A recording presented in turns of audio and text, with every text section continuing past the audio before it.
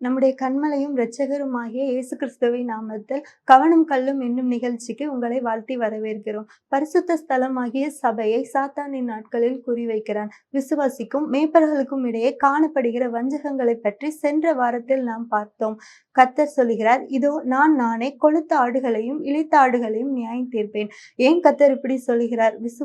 விசுவாசிக்கும் இடையே காணப்படுகிற வஞ்சகங்கள் என்ன என்பதை பற்றி இன்று நம்முடைய சகோதரர் வின்சென்ட் மோகன்குமார் அவர்கள் பேச இருக்கிறார்கள். வாங்க செய்திக்குள் போகலாம். ஆண்டவராகிய இயேசு கிறிஸ்துவின் நாமத்தினாலே உங்களை நான் மீண்டும் வாழ்த்தி வரவேற்கிறேன். கடைசி காலத்திலே ஏற்படக்கூடிய மகா பெரிய கொடிய வஞ்சகமான சூழ்நிலைகளை பற்றி நம்முடைய தியானத்தின் வழிவாக நாம் கற்றுக்கொண்டு வருகின்றோம். இந்த காலங்கள் நீங்களும் நானும் இயங்குகிறதற்கு மிகவும் கடினமான ஒரு காலங்களும் கூட. இந்த காலத்தின் பற்றிதான சகல அறிவும் ஞானமும் நம்முடைய வாழ்க்கையிலே வர ஆரம்பித்தால் மட்டும்தான் இந்த காலத்தின் சகல ஆழமான விஷயங்களை புரிந்து கொண்டு இவைகளுக்கேற்ற வண்ணமாய் சரியான ஒரு இயக்கத்தின் ஊடாக கடந்து ஓடி முடிக்க உங்களாலும் என்னாலும் ஆகும். காலங்கள் வர வர பயங்கரமான கொடிய காலங்களாக தேசம் எங்கிலும் பரம்பி விரிந்து இந்த காலங்களுக்குரிய ஒவ்வொரு விதமான வஞ்சிக்கக்கூடிய வஞ்சகங்களை கண்கூடாக உங்களாலும் என்னாலும் கற்று உணர முடிகிறது.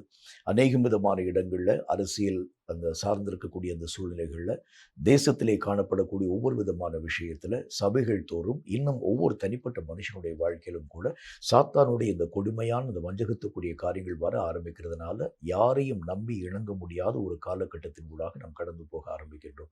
ஒரு காலத்துல எல்லா விதமான காரியங்களையும் உங்களாலும் என்னாலும் எளிதான விதத்தில் நம்பக்கூடிய ஒரு விதமாக காணப்பட்ட அந்த காலங்களை நாம் மெய்யாகவே அறிந்திருக்கிறோம். ஆனா இப்ப இருக்கக்கூடிய காலங்கள்ல நம்ம கூட இருக்கக்கூடிய மக்களையே உங்களாலும் என்னாலும் மெய்யாகவே புரிந்து கொள்ள முடிகிறது இல்லை. அந்த மாதிரி ஒரு பயங்கரமான ஒரு காலகட்டத்தின் ஊடாக கடந்து போகிறதுனால கர்த்தராகிய தேவன் நமக்கு சொன்ன அந்த வார்த்தையின்படி சர்ப்பத்தை போல வினாவாகவும் அது மட்டும் இல்லாமல் அதாவது ஆண்டவராகிய தேவனுக்கு முன்பதாக புறாவை போல கபடற்ற ஒரு வாழ்க்கை வாழவும் தக்கதான ஒரு சூழ்நிலைகள் நம்முடைய வாழ்க்கையிலே வர ஆரம்பிச்சா மட்டும்தான் இந்த காலங்களை சரியான விதத்தில் நீங்களும் நானும் புரிந்து கொண்டு ஆசிரிக்கக்கூடிய அனுபவங்களின் ஊடாக கடந்து போக முடியும். மற்றபடி இந்த காலங்களுக்கு ஏற்ற ஞானமும் ஒரு உணர்வும் நம்முடைய வாழ்க்கையிலே வராது இருக்கிறது உண்டானால் காலங்களிலே நீங்களும் நானும் நெடுக போய் கீழே விழக்கூடிய ஒரு நிலைகளின் ஊடாக தள்ளுண்டு போகக்கூடிய அனுபவங்களை பெற்றுக்கொள்கிறதை உங்களாலும் என்னாலும் தெளிவான விதத்தில் பார்க்க முடியும். காலங்களை பற்றி கர்த்தருடைய வேதம் என்ன வார்த்தையை சொல்கிறது என்று பாருங்கள். 2 தீமோத்தேயுவின் புஸ்தகம் 3வது அதிகாரம் 1வது வசனம் இந்த வார்த்தையை நமக்கு சொல்கிறது. 2 தீமோத்தேயு 3வது அதிகாரம் 1வது வசனம் இந்த வார்த்தையை சொல்கிறது. வாசிக்கிறேன், கேளுங்கள். அது என்ன சொல்லுதுன்னு பாருங்க. மேலும் கடைசி நாட்களில் கொடிய காலங்கள் வரும் என்று அறிவாயாக. இந்த கடைசி காலங்கள் என்று அழைக்கப்படக்கூடிய அந்த காலங்கள் எல்லாம் மகா கொடுமை நிறைந்த காலங்களாகவே இருக்க போகிறது. கொடுமை அப்படின்னா உங்களுக்கு தெரியும், எந்த விதமான காரியத்தை நீங்கள் நம்பி கடந்து போகிறீர்களோ அதுவே நமக்கு நம்பிக்கை துரோகம் பண்ணக்கூடிய சூழ்நிலைகளின் மூலம் அழைத்துக் கொண்டு போகக்கூடிய தன்மைக்கு பேர் தான் கொடுமை. ஒரு ஒரு சூழ்நிலைகளை நீங்களும் நானும் நம்பி கடந்து போகக்கூடிய நேரத்தில் அது நமக்கு எதிரான காரியங்களை உருவாக்கும் பொழுது அந்த கொடுமையை உங்களாலும் என்னாலும் மெய்யாகவே தாங்க முடிகிறது இல்லை. இப்போ இருக்கக்கூடிய இந்த உலக வாழ்க்கையினுடைய நிலைகளை நீங்களும் நானும் பார்க்க ஆரம்பித்தாலே உங்களுக்கு இந்த கொடுமையினுடைய விஷயங்களை ஆழமான விதத்தில் நீங்களும் நானும் மெய்யாகவே அறிந்து உணர முடியும். தகப்பனையும் தாயையும் மதிக்காது இருக்கக்கூடிய காரியம், அது மட்டுமல்லாமல் தகப்பனையும் தாயையும் கொலை செய்யக்கூடிய அளவிற்காக இருக்கக்கூடிய பயங்கரமான கொடுமையுள்ள காலங்கள், தன்னுடைய பெற்ற குழந்தையே கொண்டு போடக்கூடிய ஒரு பயங்கரம் நிறைந்த ஒரு காலங்கள். அப்படின்னா அந்த கொடுமை என்கின்ற ஒரு காரியத்தை பற்றி நீங்களும் நானும் தெளிவான விதத்தில் கற்று உணர முடியும். எந்த விஷயத்தையும் யாராலும் நம்ப முடியாத ஒரு சூழ்நிலை. ஒரு மனுஷனுக்கு அடைக்கணும் அப்படின்னா அவனுடைய குடும்பம் தான். எந்த அதாவது சுற்றுப்புறத்தில் காணப்படக்கூடிய மக்களால் ஒருவேளை பிரச்சனை வருகிறது உண்டானால் குடும்பத்திலே அவர்கள் நாடி போய் எனக்கு சகலவிதமான உதவிகளை செய்து எனக்கு விரோதமாய் வரக்கூடிய இந்த பிரச்சனைகளில் நின்று நீங்கள் என்னை விடுவிக்க வேண்டும். இப்படிதான் எல்லா விதமான மனிதர்களுடைய வாழ்க்கை நிலைகளும் உருவாக்கப்பட்ட காலங்கள். ஆனா இப்ப இருக்கக்கூடிய காலங்கள் பார்த்தா நம்முடைய குடும்பத்தாரே நமக்கு எதிராக அநேகம் சதி செய்யக்கூடிய நிலைகளை பார்க்கும் பொழுது உங்களுக்கும் எனக்கும் எந்த இடத்திலே அடைக்கலமான ஒரு காரியத்தை தேட முடியும். அப்ப இந்த மாதிரி காலங்களுக்கு பேர் தான் ஒரு கொடுமை நிறைந்த ஒரு காலங்கள். இந்த கொடுமை நிறைந்த காலங்கள்ல வஞ்சகம் என்று அழைக்கப்படக்கூடியது பல இடங்களிலே வியாபிக்கக்கூடியதாய் விளங்க ஆரம்பிக்கிறது. அது சபைகளில் மட்டுமல்ல, அநேக விதமான உலக ரீதியான காரியங்களிலும் கூட நீங்களும் நானும் நம்பி இணங்கக்கூடிய மனிதர்களை துரோகம் செய்து வஞ்சிக்கக்கூடிய வஞ்சனையான காரியங்களை உருவாக்கும் பொழுது இவைகளை தாங்க முடியாமல் நிறைய பேர் தங்களுடைய ஜீவனை மாய்த்து கொண்ட விஷயங்களை நாம் மெய்யாகவே அறியக்கூடிய அறிவினால் அறிந்திருக்கின்றோம். இப்ப கர்த்தராகிய தேவன் என்ன வார்த்தையை சொல்கிறார் அப்படின்னா, இந்த வஞ்சிக்கக்கூடிய வஞ்சகங்கள் உலகம் எங்கிலும் காணப்படுகிறது. அது ஒரு முக்கியமான ஒரு காரியம். மட்டுமல்லாம இந்த வஞ்சிக்கக்கூடிய வஞ்சகங்கள் சபையிலும் காணப்படக்கூடியதான் அது அதிக பயங்கரமான ஒன்று. சபையில ஒரு மனுஷன் எல்லா விதமான காரியங்களையும் நம்பி அவன் கடந்து வருகின்றான். கர்த்தராகிய தேவனால் நடத்தப்படுகின்ற ஒரு ஊழியக்காரர். அவனை நம்பி அவன் எல்லா விதமான காரியங்களையும் ஒப்புக் கொடுக்கக்கூடியவனாய் கடந்து வருகின்றான். அங்க இருக்கக்கூடிய சபையிலே காணப்படக்கூடிய விசுவாசிகள் தான் நமக்கு சொந்தமானவர்கள் என்கிற ஒரு ஒரு உணர்வோடு கூட அவன் கடந்து வருகின்றான். ஆனா இந்த சபையிலே காணப்படக்கூடிய மக்களே இவனுக்கு எதிரான காரியங்களை செய்கிறது உண்டானால் இனி அடைக்கலமாக எங்கே அந்த மனுஷனுடைய வாழ்க்கை நிலைகள் கடந்து போக முடியும்? இந்த மாதிரி வஞ்சிக்கக்கூடிய வஞ்சகங்கள் சபைகள்ல இந்த நாட்களிலே அதீதமாய் கடந்து வரக்கூடிய நிலைகளை கண்கூடாக நீங்களும் நானும் கண்டு கொண்டு வர ஆரம்பிக்கின்றோம். பல விஷயங்களை பற்றி பார்க்கிறோம். கர்த்தருடைய வேதம் சொல்லக்கூடிய ஒரு முக்கியமான ஒரு வார்த்தை ஒன்றை நான் வாசிக்கிறேன், கேளுங்கள். 2 கொரிந்தியரின் புஸ்தகத்துல அதுல 11வது அதிகாரம் 3வது வசனம் இந்த வார்த்தையை நமக்கு சொல்கிறது. 2 கொரிந்தியர் 11:3 என்ற வார்த்தை சொல்கிறது. அதை நான் உங்களுக்கு வாசிக்கிறேன். ஆகிலும் சர்ப்பமானது தன்னுடைய தந்திரத்தினாலே ஏவாளை வஞ்சித்தது போல உங்கள் மனதும் கிறிஸ்துவை பற்றிய உண்மையினின்று விலகும்படி கெடுக்கப்படுமோ என்று பயந்திருக்கின்றேன். கர்த்தராகிய தேவனுடைய காரியங்களெல்லாம் உண்மை நிறைந்தவை. அதில் எந்த விதமான மாற்று கருத்துக்களையும் உங்களாலும் என்னாலும் பேச முடியாது. கர்த்தராகிய தேவன் இந்த உலகத்திலே வந்தது, ஆண்டவராகிய தேவன் ரட்சிப்பனுடைய அந்த சகல விதமான மகிமைகளை உலகத்திற்காக கர்த்தராகிய தேவன் தன்னுடைய ஜீவனையே தந்து அவைகள் எல்லாவற்றையும் விலைக்கிரயமாக பெற்றுக்கொண்டது. அது மட்டும் இல்லாமல் எத்தனையோ விதமான நன்மையான காரியங்களை செய்தது. இதெல்லாம் 100க்கு 100 உண்மை. இந்த உண்மையான காரியங்களை விட்டு விலகக்கூடிய அளவிற்காக, கர்த்தரையே விட்டு விலகக்கூடிய அளவிற்காக மகா பெரிய காரியங்கள் இந்த நாட்களில் சபைகளிலே உண்டாக்கப்பட்டு கொண்டு வருகிறதை நீங்களும் நானும் மெய்யாகவே கற்றுக்கொள்ள வேண்டியது அவசியம். ஒரு பக்கத்துல ஒவ்வொரு மனிதனுக்கும் ஆண்டவராகிய தேவன் ஒவ்வொரு விதமான பொறுப்புகளையும் தரக்கூடியவராய் விளங்குகின்றார். ஆடுகள் செய்ய வேண்டிய பொறுப்புகள் என்ன, ஆடுகளை மேய்க்கக்கூடிய அந்த மேய்ப்பர்கள் செய்யக்கூடிய பொறுப்புகள் என்ன, எல்லா விதமான காரியங்களையும் பராமரிக்கக்கூடிய மக்கள் செய்ய வேண்டிய பொறுப்பு என்ன, இப்படி பல விதமான பொறுப்புகளை கர்த்தராகிய தேவன் தந்திருக்கின்றார். ஆனா இந்த நாட்கள்ல இந்த பொறுப்புகளுக்கு மிஞ்சி தன்னை அவர்கள் முதன்மைப்படுத்த ஆரம்பிக்கிறது தான் கர்த்தருடைய வேதத்தை நாம் வாசிக்கிறதை போல அது மகா பெரிய ஒரு வஞ்சகமும் எத்துவமாய் காணப்படக்கூடிய ஒன்றாக விளங்குகிறது.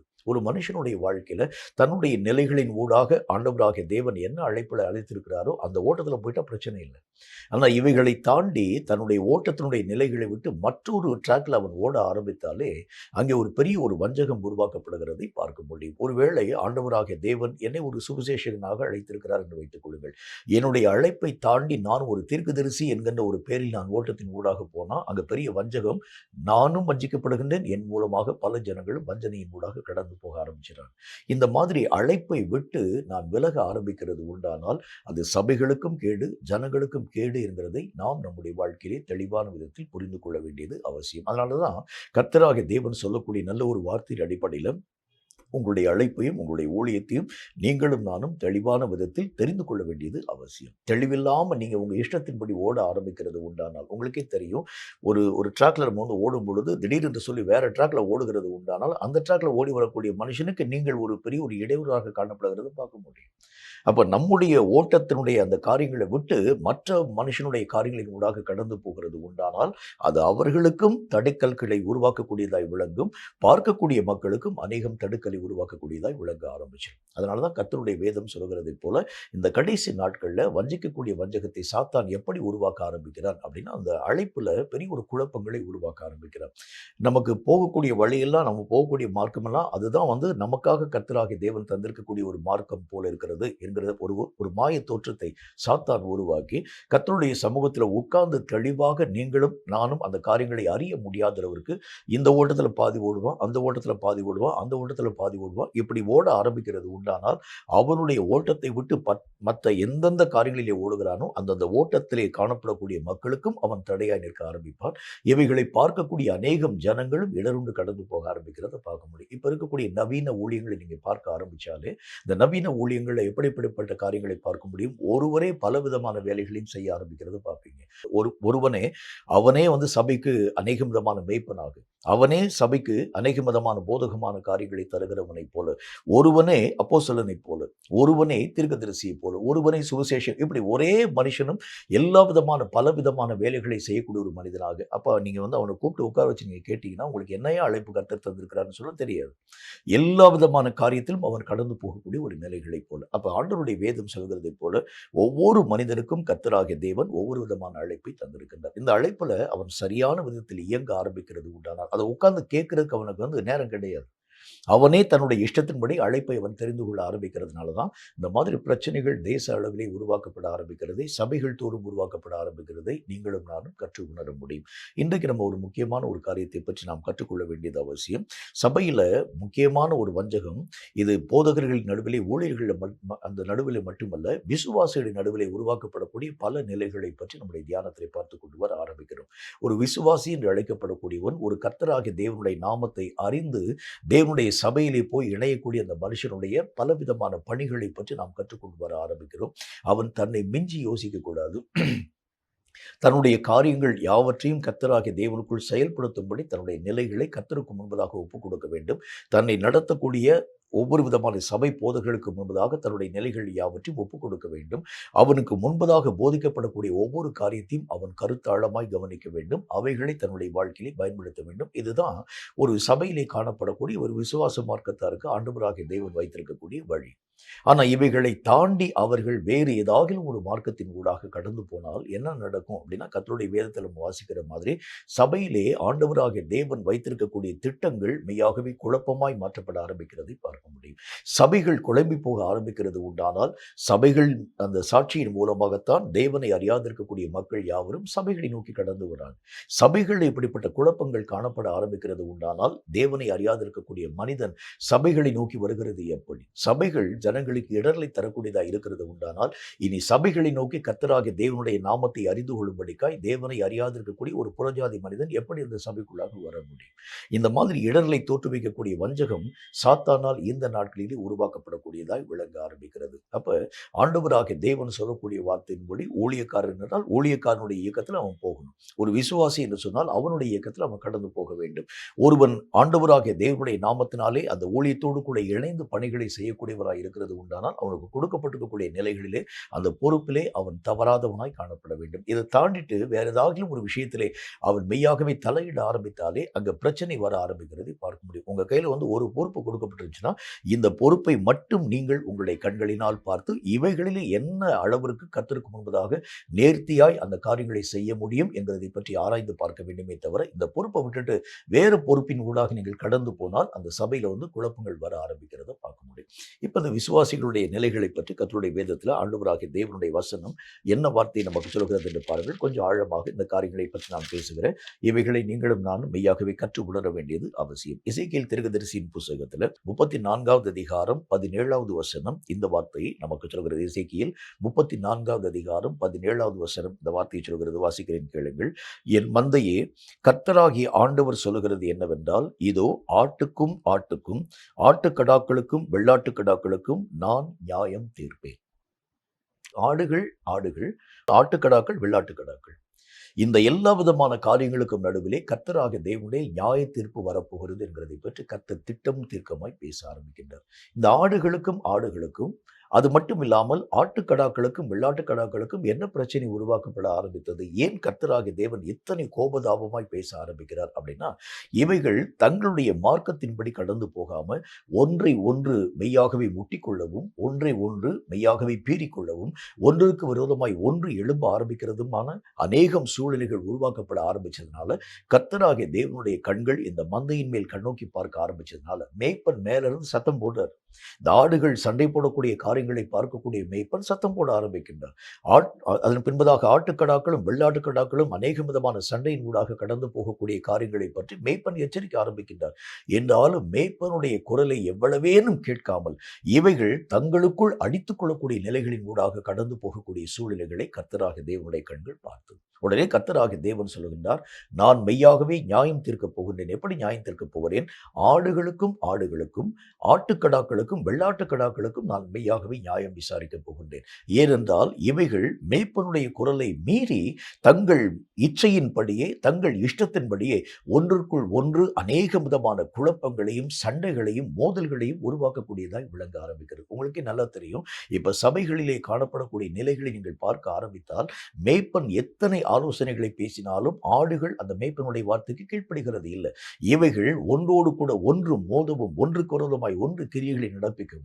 சமாதானம் என்று அழைக்கப்படக்கூடிய திருச்சபையில சமாதானங்கள் எல்லாம் குறைந்து போனதற்கு என்ன காரணம்? விசுவாசிகள் என்று அழைக்கப்படக்கூடிய மக்களுக்குள் அநேக விதமான கருத்து வேறுபாடுகள், அநேக விதமான மார்க்க பேதங்கள், சில இடங்கள்ல ஜாதி சண்டைகள், சில இடங்கள்ல அநேக விதமான வன்முறைகள், சில இடங்கள்ல அநேக விதமான அதாவது அவங்களுடைய கரங்களிலே கொடுக்கப்பட்டிருக்கக்கூடிய பொறுப்புகளை தாண்டி மிஞ்சின ஓட்டத்தின் ஊடாக கடந்து போகிறதுனால மற்றவனோடு கூட இவர்களுக்கும் ஒரு அநேக விதமான ஒரு அண்டர்ஸ்டாண்டிங் இல்லாத ஒரு வாழ்க்கையின் ஊடாக கடந்து போகக்கூடிய சபை. இன்றைக்கு சபையினுடைய நிலைகள் நீங்கள் எடுத்து பார்க்க ஆரம்பிக்கிறது உண்டானால் தேவன் வைத்திருக்கக்கூடிய திட்டங்களை மாற்றி அவர்கள் தங்கள் மனம் போன போக்கின்படி கடந்து போய் அவர்கள் ஒருவரோடு கூட ஒருவர் சண்டை பண்ணவும், ஒருவருக்கு விரோதமாய் ஒருவர் அநேக விதமான மன யோசனைகளின் ஊடாக கடந்து போகக்கூடிய அளவிற்காகும். உங்களுக்கே தெரியும், சில சபைக்குள்ளாக நீங்கள் கடந்து போக ஆரம்பித்தால் உள்ள நம்ம ஏன் போனோம் அப்படின்னு சொல்லக்கூடிய ஒரு நினைவு நம்முடைய வாழ்க்கையிலே வருகிறது பார்க்க முடியும். ஒருவரை ஒருவர் அவர்கள் நேருக்கு நேராக பார்க்க மாட்டாங்க. ஒருவரோடு கூட ஒருவர் அவங்க வந்து வாழ்த்துதல் சொல்ல மாட்டாங்க. ஒருவரை ஒருவர் மெய்யாகவே நேசிக்க மாட்டாங்க. எப்பொழுது பார்த்தாலும் பகை, எப்பொழுது பார்த்தாலும் விரோதங்கள், எப்பொழுது பார்த்தாலும் கோபங்கள். இவனுடைய முகத்திலே நான் விழிக்கிறது எப்படி, அவனுடைய முகத்திலே நான் விழிக்கிறது எப்படி என்று சொல்லி ஒருவருக்கு விரோதமாய் ஒருவர் யோசிக்கக்கூடிய அநேக விதமான திருச்சபையினுடைய நிலைகளை இந்த நாட்களில் உங்களாலும் என்னாலும் பார்க்க முடியும். வசனத்திலே ஆண்டவராக தேவனுடைய வேதம் என்ன வார்த்தை சொல்கிறது? தனக்குத்தானே பிரிந்திருக்கும் எந்த ராஜ்யமும் ஒரு நாளும் நிலையாக நிற்காது. இப்ப இந்த கர்த்தருடைய சபை தனக்குள் ஒரு பிரிவினையான ஒரு காரியங்களை வைத்திருக்கிறது உண்டானால் ஒருவரோடு கூட நாங்கள் மெய்யாகவே அநேக விதமான காரியங்களின் ஊடாக கடந்து போக முடியும். அவங்களுடைய ஒவ்வொரு பிரச்சனைகளை நாங்கள் எப்படி பார்க்க முடியும்? எனக்கு அவனுக்கு பிடிச்சுக்கிறாரு. அவனுடைய காரியங்களை பார்க்கும் பொழுது என்னை அறியாத ஒரு கோபம், என்னை அறியாத ஒரு எரிச்சல் என்று சொல்லி ஒவ்வொருவரும் மெய்யாகவே தனித்தனியாக இயங்க ஆரம்பிக்கிறது உண்டானால் எளிதாக ஆண்டவராகிய தேவனுடைய திட்டங்கள் சிதைக்கப்பட ஆரம்பிக்கிறத பார்க்க முடியும். அதனாலதான் கர்த்தராகிய தேவனை கோபப்பட்டு நான் இந்த திருச்சபையின் மேல் உடைய நியாய தீர்ப்பை தருகின்றேன். முதல்ல ஆண்டவராகிய தேவன் என்ன காரியத்தை செய்வார்? உங்களுக்கே தெரியும். ஆண்டவராகிய தேவன் நேருக்கு நேராக முதல்ல வந்து தன்னுடைய ஜனங்களுக்கு விரோதமான காரியத்தை செய்ய மாட்டார். அவர்களுக்கு அநேக விதமான எச்சரிப்பான வார்த்தைகளை அவர்களை நடத்தக்கூடிய மக்களின் மூலம் பேசுவார். இந்த காரியங்களை அவர்கள் கேட்க மனதில்லாமல் பின்னும் தங்கள் மனதை எவன் ஒருவன் கடினப்படுத்த ஆரம்பிக்கிறானோ அப்பதான் கர்த்தராகிய தேவனே இறங்கி வந்து நியாயம் விசாரிக்கும்படிக்காய் வருகின்றார். அப்படின்னா இந்த மேய்ப்பனின் மூலம் பலவிதமான எச்சரிப்பான வார்த்தைகளை இந்த ஆடுகளுக்கு மத்தியிலே ஆண்டவராகிய தேவன் பேசினாலும் இந்த ஆடுகள் தங்களுடைய செவிகளை மெய்யாகவே அடைத்து கொண்டு மேய்ப்பனுடைய வார்த்தைகளுக்கு செவி கொடாமல் தங்களுக்குள் அநேக விதமான மூர்க்கமான காரியங்களை உருவாக்கக்கூடியதாய் விளங்கிற்று. ஒன்றை ஒன்று தாக்கவும், ஒன்றுக்கு விரோதமாய் ஒன்று கிரிகள் யாவற்றையும் செய்வோம். உங்களுக்கு ஈஸியா தெரிஞ்ச ஒரு காரியத்தை பாருங்க. ஒரு ஒரு ஒரு சபையில ஒரு பிரச்சனை வர ஆரம்பிக்கிறது உண்டானால் இந்த பிரச்சனைகளை தூண்டக்கூடிய சாத்தான் என்ன செய்கின்றான்? 2 பேருக்கும் இடையில சண்டைகளை மூடக்கூடிய நேரத்துல இந்த சண்டைக்குரிய காரியங்கள் யாவற்றையும் தோற்றுவிக்கக்கூடிய பிசாசு யாராகிலும் ஒருவனின் மூலமாய் உள்ளே அந்த சபைக்குள்ளாக வந்து அந்த சபையிலே காணப்படும் எல்லா கட்டுமானத்துக்குரிய தன்மைகள் யாவற்றையும் கெட்டுப்போக பண்ணக்கூடிய நிலைகளை உருவாக்க ஆரம்பிக்கிறத பார்க்க முடியும். இது கடைசி வரைக்கும் அந்த சபை சண்டைகள் ஒரு நாளும் தீர்க்கப்படுகிறதே இல்லை. ஒருவர் மெய்யாகவே பகைக்கக்கூடிய அளவிற்காக, ஒருவருக்கு விரோதமாய் ஒருவர் காரியங்களை செய்யக்கூடிய அளவிற்காக இவை வந்து நிறைய விதமான காரியங்களை தன்வசமாக எடுத்துக்கொள்ள ஆரம்பிச்சுட்டா, இவை அநேக விதமான பதவிக்குரிய காரியங்கள் யாவற்றையும் எடுத்துக்கொள்ள ஆரம்பிச்சுட்டா, இவன் அநேக விதமான காணிக்கை பணங்கள் யாவற்றையும் திருடிக் கொள்ளக்கூடிய விளங்க இப்படி ஒருவருக்கு விரோதமாய் ஒருவர் குற்றச்சாட்டுகளை பேசி அந்த சபையிலே காணப்படும் ஒட்டுமொத்த சமாதானத்தின் நிலைகள் எல்லாவற்றையும் கெட்டுப்போக பண்ணக்கூடிய வஞ்சகத்தை இந்த கடைசி நாட்களில் சாத்தான் உருவாக்க ஆரம்பிக்கின்றான். நான் உங்களுக்கு ஏற்கனவே சொன்ன மாதிரி ஒரு மேய்ப்பனுடைய பணி என்ன அப்படின்னா வந்து சபையில காணப்படக்கூடிய ஒவ்வொரு விதமான சிக்கல்கள் யாவற்றையும் சிக்கறுக்க வேண்டியது மேய்ப்பனுடைய பணி. ஆனால் இந்த ஆடுகளுடைய முக்கியமான பணி என்ன? இவைகளை நாம் மெய்யாகவே அறிந்திருக்கின்றோம். ஆடுகள் மேய்ப்பன் எங்கே நடத்துகிறானோ அந்த மேய்ப்பனுக்கு முறுமுறுப்பு இல்லாமல் கீழ்ப்படிந்து போகணும். அவன் மெய்யாகவே வெட்டாந்தரையில் நடத்தி கொண்டு போனாலும் போகணும். அவன் அநேக விதமான புல்வெளியின் ஊடாக அழைத்து கொண்டு போனாலும் போக வேண்டும். அவன் அதாவது அந்த ஆடுகளுக்கு தேவையான அதாவது அந்த அந்த நீர்நிலைகள் காணப்படாது இருக்கக்கூடிய ஒரு வறண்ட ஒரு இடத்தின் ஊடாக அழைத்து கொண்டு போனாலும் மேய்ப்பனை பின்பற்றி போகணும். அந்த மனிதன் அநேகம் செழிப்பான நீரூற்றுக்கள் இருக்கக்கூடிய ஒரு பகுதியை நோக்கி அந்த ஆடுகளை அழைத்து கொண்டு போனாலும் போகணும். இந்த ஆடுகள் மேய்ப்பனுக்கு என்னைக்கு எதிர்த்து நின்று கேள்விகளை கேட்கிறதோ அல்லது இந்த ஆடுகள் என்றைக்கு மேய்ப்பனுக்கு விரோதமான வார்த்தைகளை பேசுகிறதோ அன்றைக்கே சபையினுடைய சட்டத்திட்டங்கள் எல்லாம் மீறப்பட ஆரம்பிக்கிறதை பார்க்கணும். இதுதான் ஒரு பெரிய ஒரு வஞ்சகம். இன்றைக்கு அநேகம் ஜனங்களுக்கு முன்பதாய் சாட்சியாய் காணப்பட வேண்டிய திருச்சபைகள், இந்த சபைகளை பார்க்கக்கூடிய தேவனை அறியாத புறஜாதி மக்கள் சொல்றாங்க, நாங்கள் வழிபடக்கூடிய இடங்களெல்லாம் இந்த மாதிரி சண்டை சச்சரவுகள் கிடையாது. ஆனால் ஆண்டவராகிய தேவன் என்று அழைக்கப்படக்கூடிய கர்த்தரை ஆராதிக்கக்கூடிய சமாதானம் நிறைந்த ஒரு சபை, கர்த்தருடைய அன்பை பிரதிபலிக்கக்கூடிய சபையில இத்தனை சண்டைகள் உருவாக்கப்படுகிறது உண்டானால் இனி நாங்கள் உங்கள் சபையை நோக்கி வருகிறது எப்படி என்கிற அநேக விதமான இடரல்களின் ஊடாக அவர்கள் கடந்து போகிறதற்கு காரணம் இந்த நாட்களிலே காணப்படும் ஆடுகளுக்கும் இடையிலே காணப்படக்கூடிய பலவிதமான பிரச்சனைகள். இந்த மாதிரி பிரச்சனைகளை நாம் மெய்யாகவே ஆண்டவராகிய தேவனுடைய வசனத்துல நல்ல ஒரு காரியத்தை மெய்யாகவே கற்றுக்கொள்ள முடியும். கர்த்தருடைய வேதத்துல அப்போஸ்தலனாகிய பரிசுத்த பவுல் நல்ல ஒரு வாக்கியம் ஒன்றை இவ்விதமாய் நம்மோடு கூட பேச துவங்க ஆரம்பிக்கிறார். அதை நான் உங்களுக்கு வாசிக்கிறேன் பாருங்க. 1 கொரிந்தியரின் புத்தகம் 6வது அதிகாரத்துல நீங்க வாசித்து பார்க்கக்கூடிய நேரத்துல சில விஷயங்களை ஆண்டவராகிய தேவனுடைய வசனம் சொல்ல ஆரம்பிக்கிறது. அதுல 1வது வசனத்தில் வாசிக்கிறேன். உங்களில் ஒருவனுக்கு வேறொருவனோடு வழக்கு உண்டானால் வழக்காடும்படி அவன் பரிசுத்தவான்களிடத்தில் போகாமல் அநீதக்காரரிடத்தில் போக துணைகிறது என்ன? 2வது வசனம், பரிசுத்தவான்கள் உலகத்தை நியாயம் தீர்ப்பார்கள் என்று அறியீர்களா?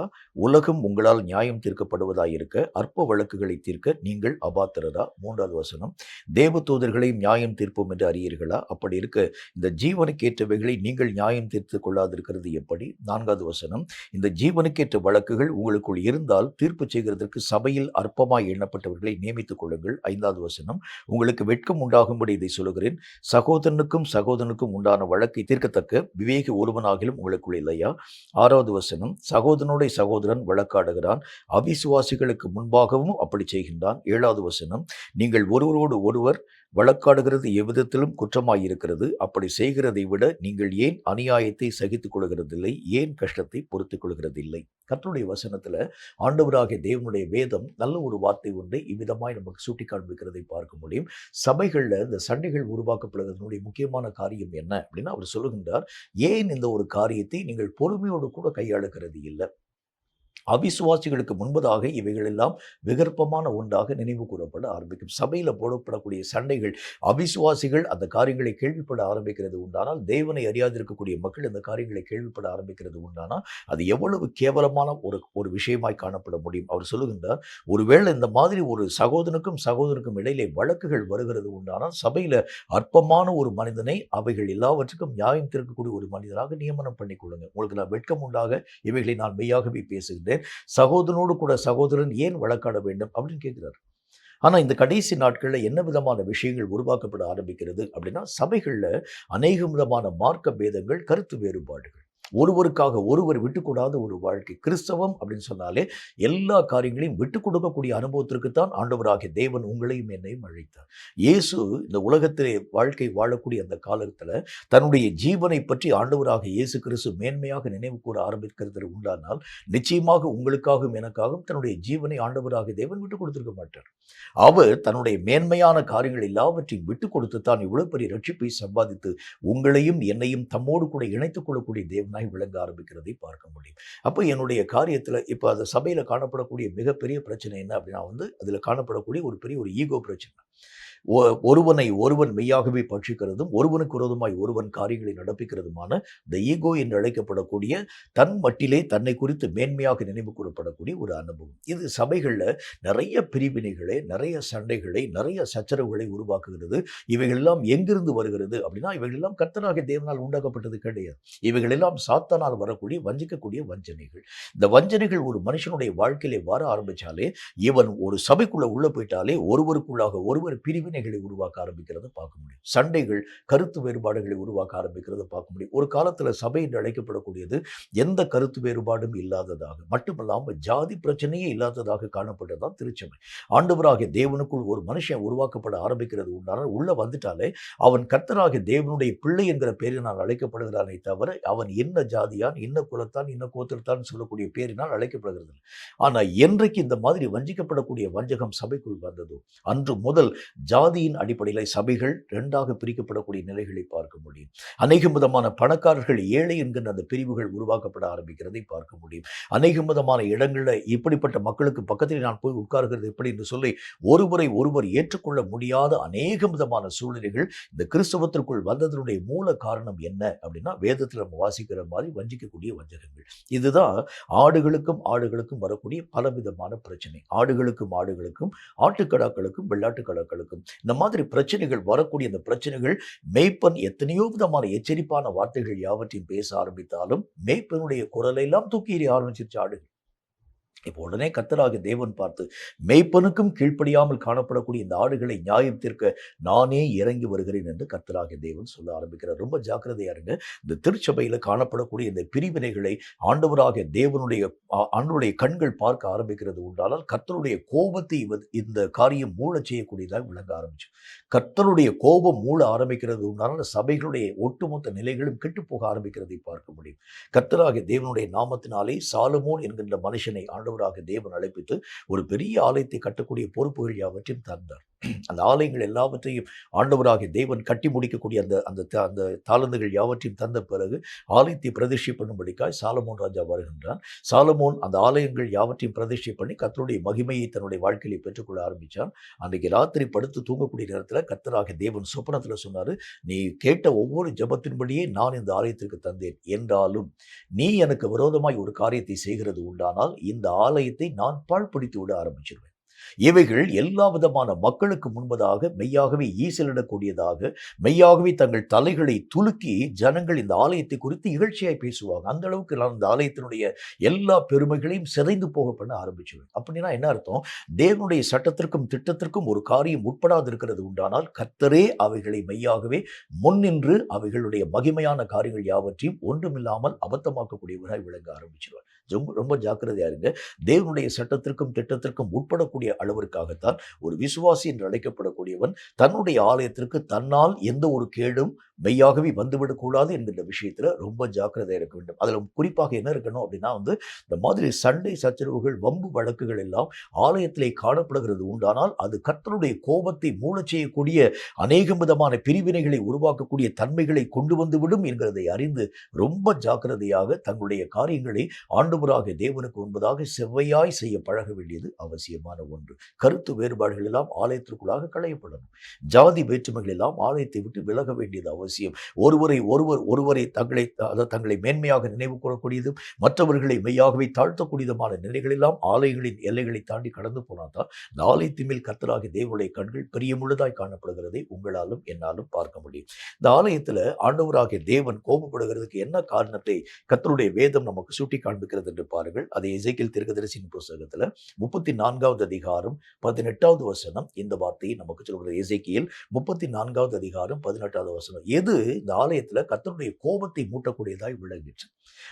ஆடு சண்டை போடுறது மட்டும் இல்ல, இந்த ஆடுகள் செய்த சில காரியங்கள் கர்த்தருடைய மனதை மெய்யாகவே கோபம் மூட்டக்கூடியதாய், இரிட்டேஷன் பண்ணக்கூடிய அளவாய் அவைகள் எல்லாம் காணப்பட ஆரம்பிச்சனால கர்த்தராகிய தேவன் தம்முடைய சிங்காசனத்தை விட்டு எழும்பி, நான் இந்த ஆடுகளுக்கும் விரோதமாய் நியாயம் தீர்க்க போகின்றேன், ஆட்டுக்கடாக்களுக்கும் வெள்ளாட்டுக்கடாக்களுக்கும் விரோதமாய் நான் நியாயம் விசாரிக்க போகிறேன். ஏனென்றால் இவைகள் ஆண்டவராகிய தேவனுடைய சித்தத்தை அபத்தமாக்கினது மட்டுமல்ல, எனக்கு கோபம் உண்டாக்கக்கூடிய கிரியைகளையும் உருவாக்க துவங்க ஆரம்பித்தது. கர்த்தராகிய தேவன் தேசத்தை உருவாக்கக்கூடிய நேரத்துல எல்லா நாடுகளையும் கர்த்தராகிய தேவன் உருவாக்கி கொண்டு வந்தார். ஆனா இந்த லோத்து கடந்து போன அந்த சோதோம் கொமோரா அந்த தேசத்தை பார்க்கக்கூடிய கர்த்தருடைய கண்களிலே கோபம் மூழக்கூடியதாய் விளங்கிற்று. காரணம் என்ன அப்படின்னா, அவர்கள் செய்த பாவம் வானபரியந்தம் எட்டிற்றார்.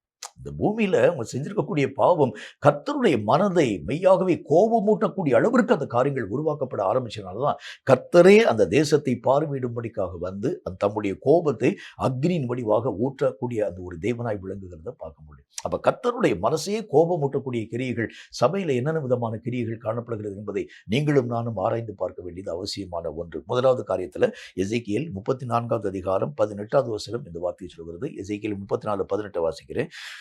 நீங்கள் நல்ல மேய்ச்சலை மேய்ந்து உங்கள் மேய்ச்சலில் மீதியானதை உங்கள் கால்களினால் மிதிக்கலாமா?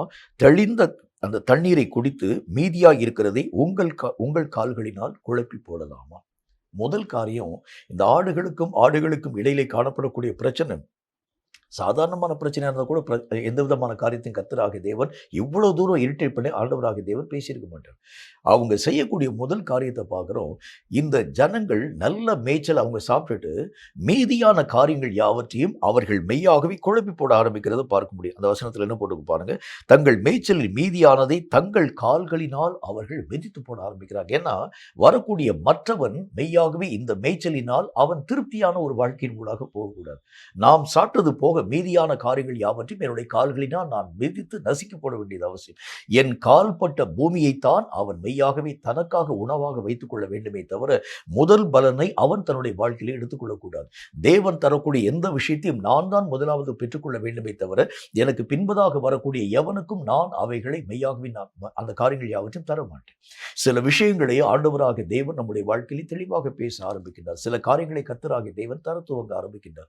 ஆனா அவர்கள் அந்த காரியங்களிலே முதன்மையை தங்களுக்காக எடுத்துக்கொண்டு மீதியானவைகளை மற்றவர்கள் பயன்படுத்த விடாத அளவிற்கு அவைகள் எல்லாவற்றையும் தங்களுடைய கால்களினாலே நசுக்கி போட ஆரம்பிக்கிறதை பார்க்க முடியும். உதாரணமாக பாருங்க, ஒரு சின்ன ஒரு எக்ஸாம்பிள் சொல்ல பாருங்க.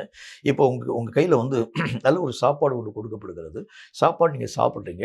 அந்த சாப்பாடு சாப்பிட்டு கொண்டிருக்கக்கூடிய நேரத்தில் அதாவது உங்களுடைய சாப்பாட்டினுடைய மீதி துணிக்கையை பெறும்படிக்காக ஒரு பிச்சைக்காரன் வருகிறான் என்று வைத்துக் கொள்ளுங்கள்.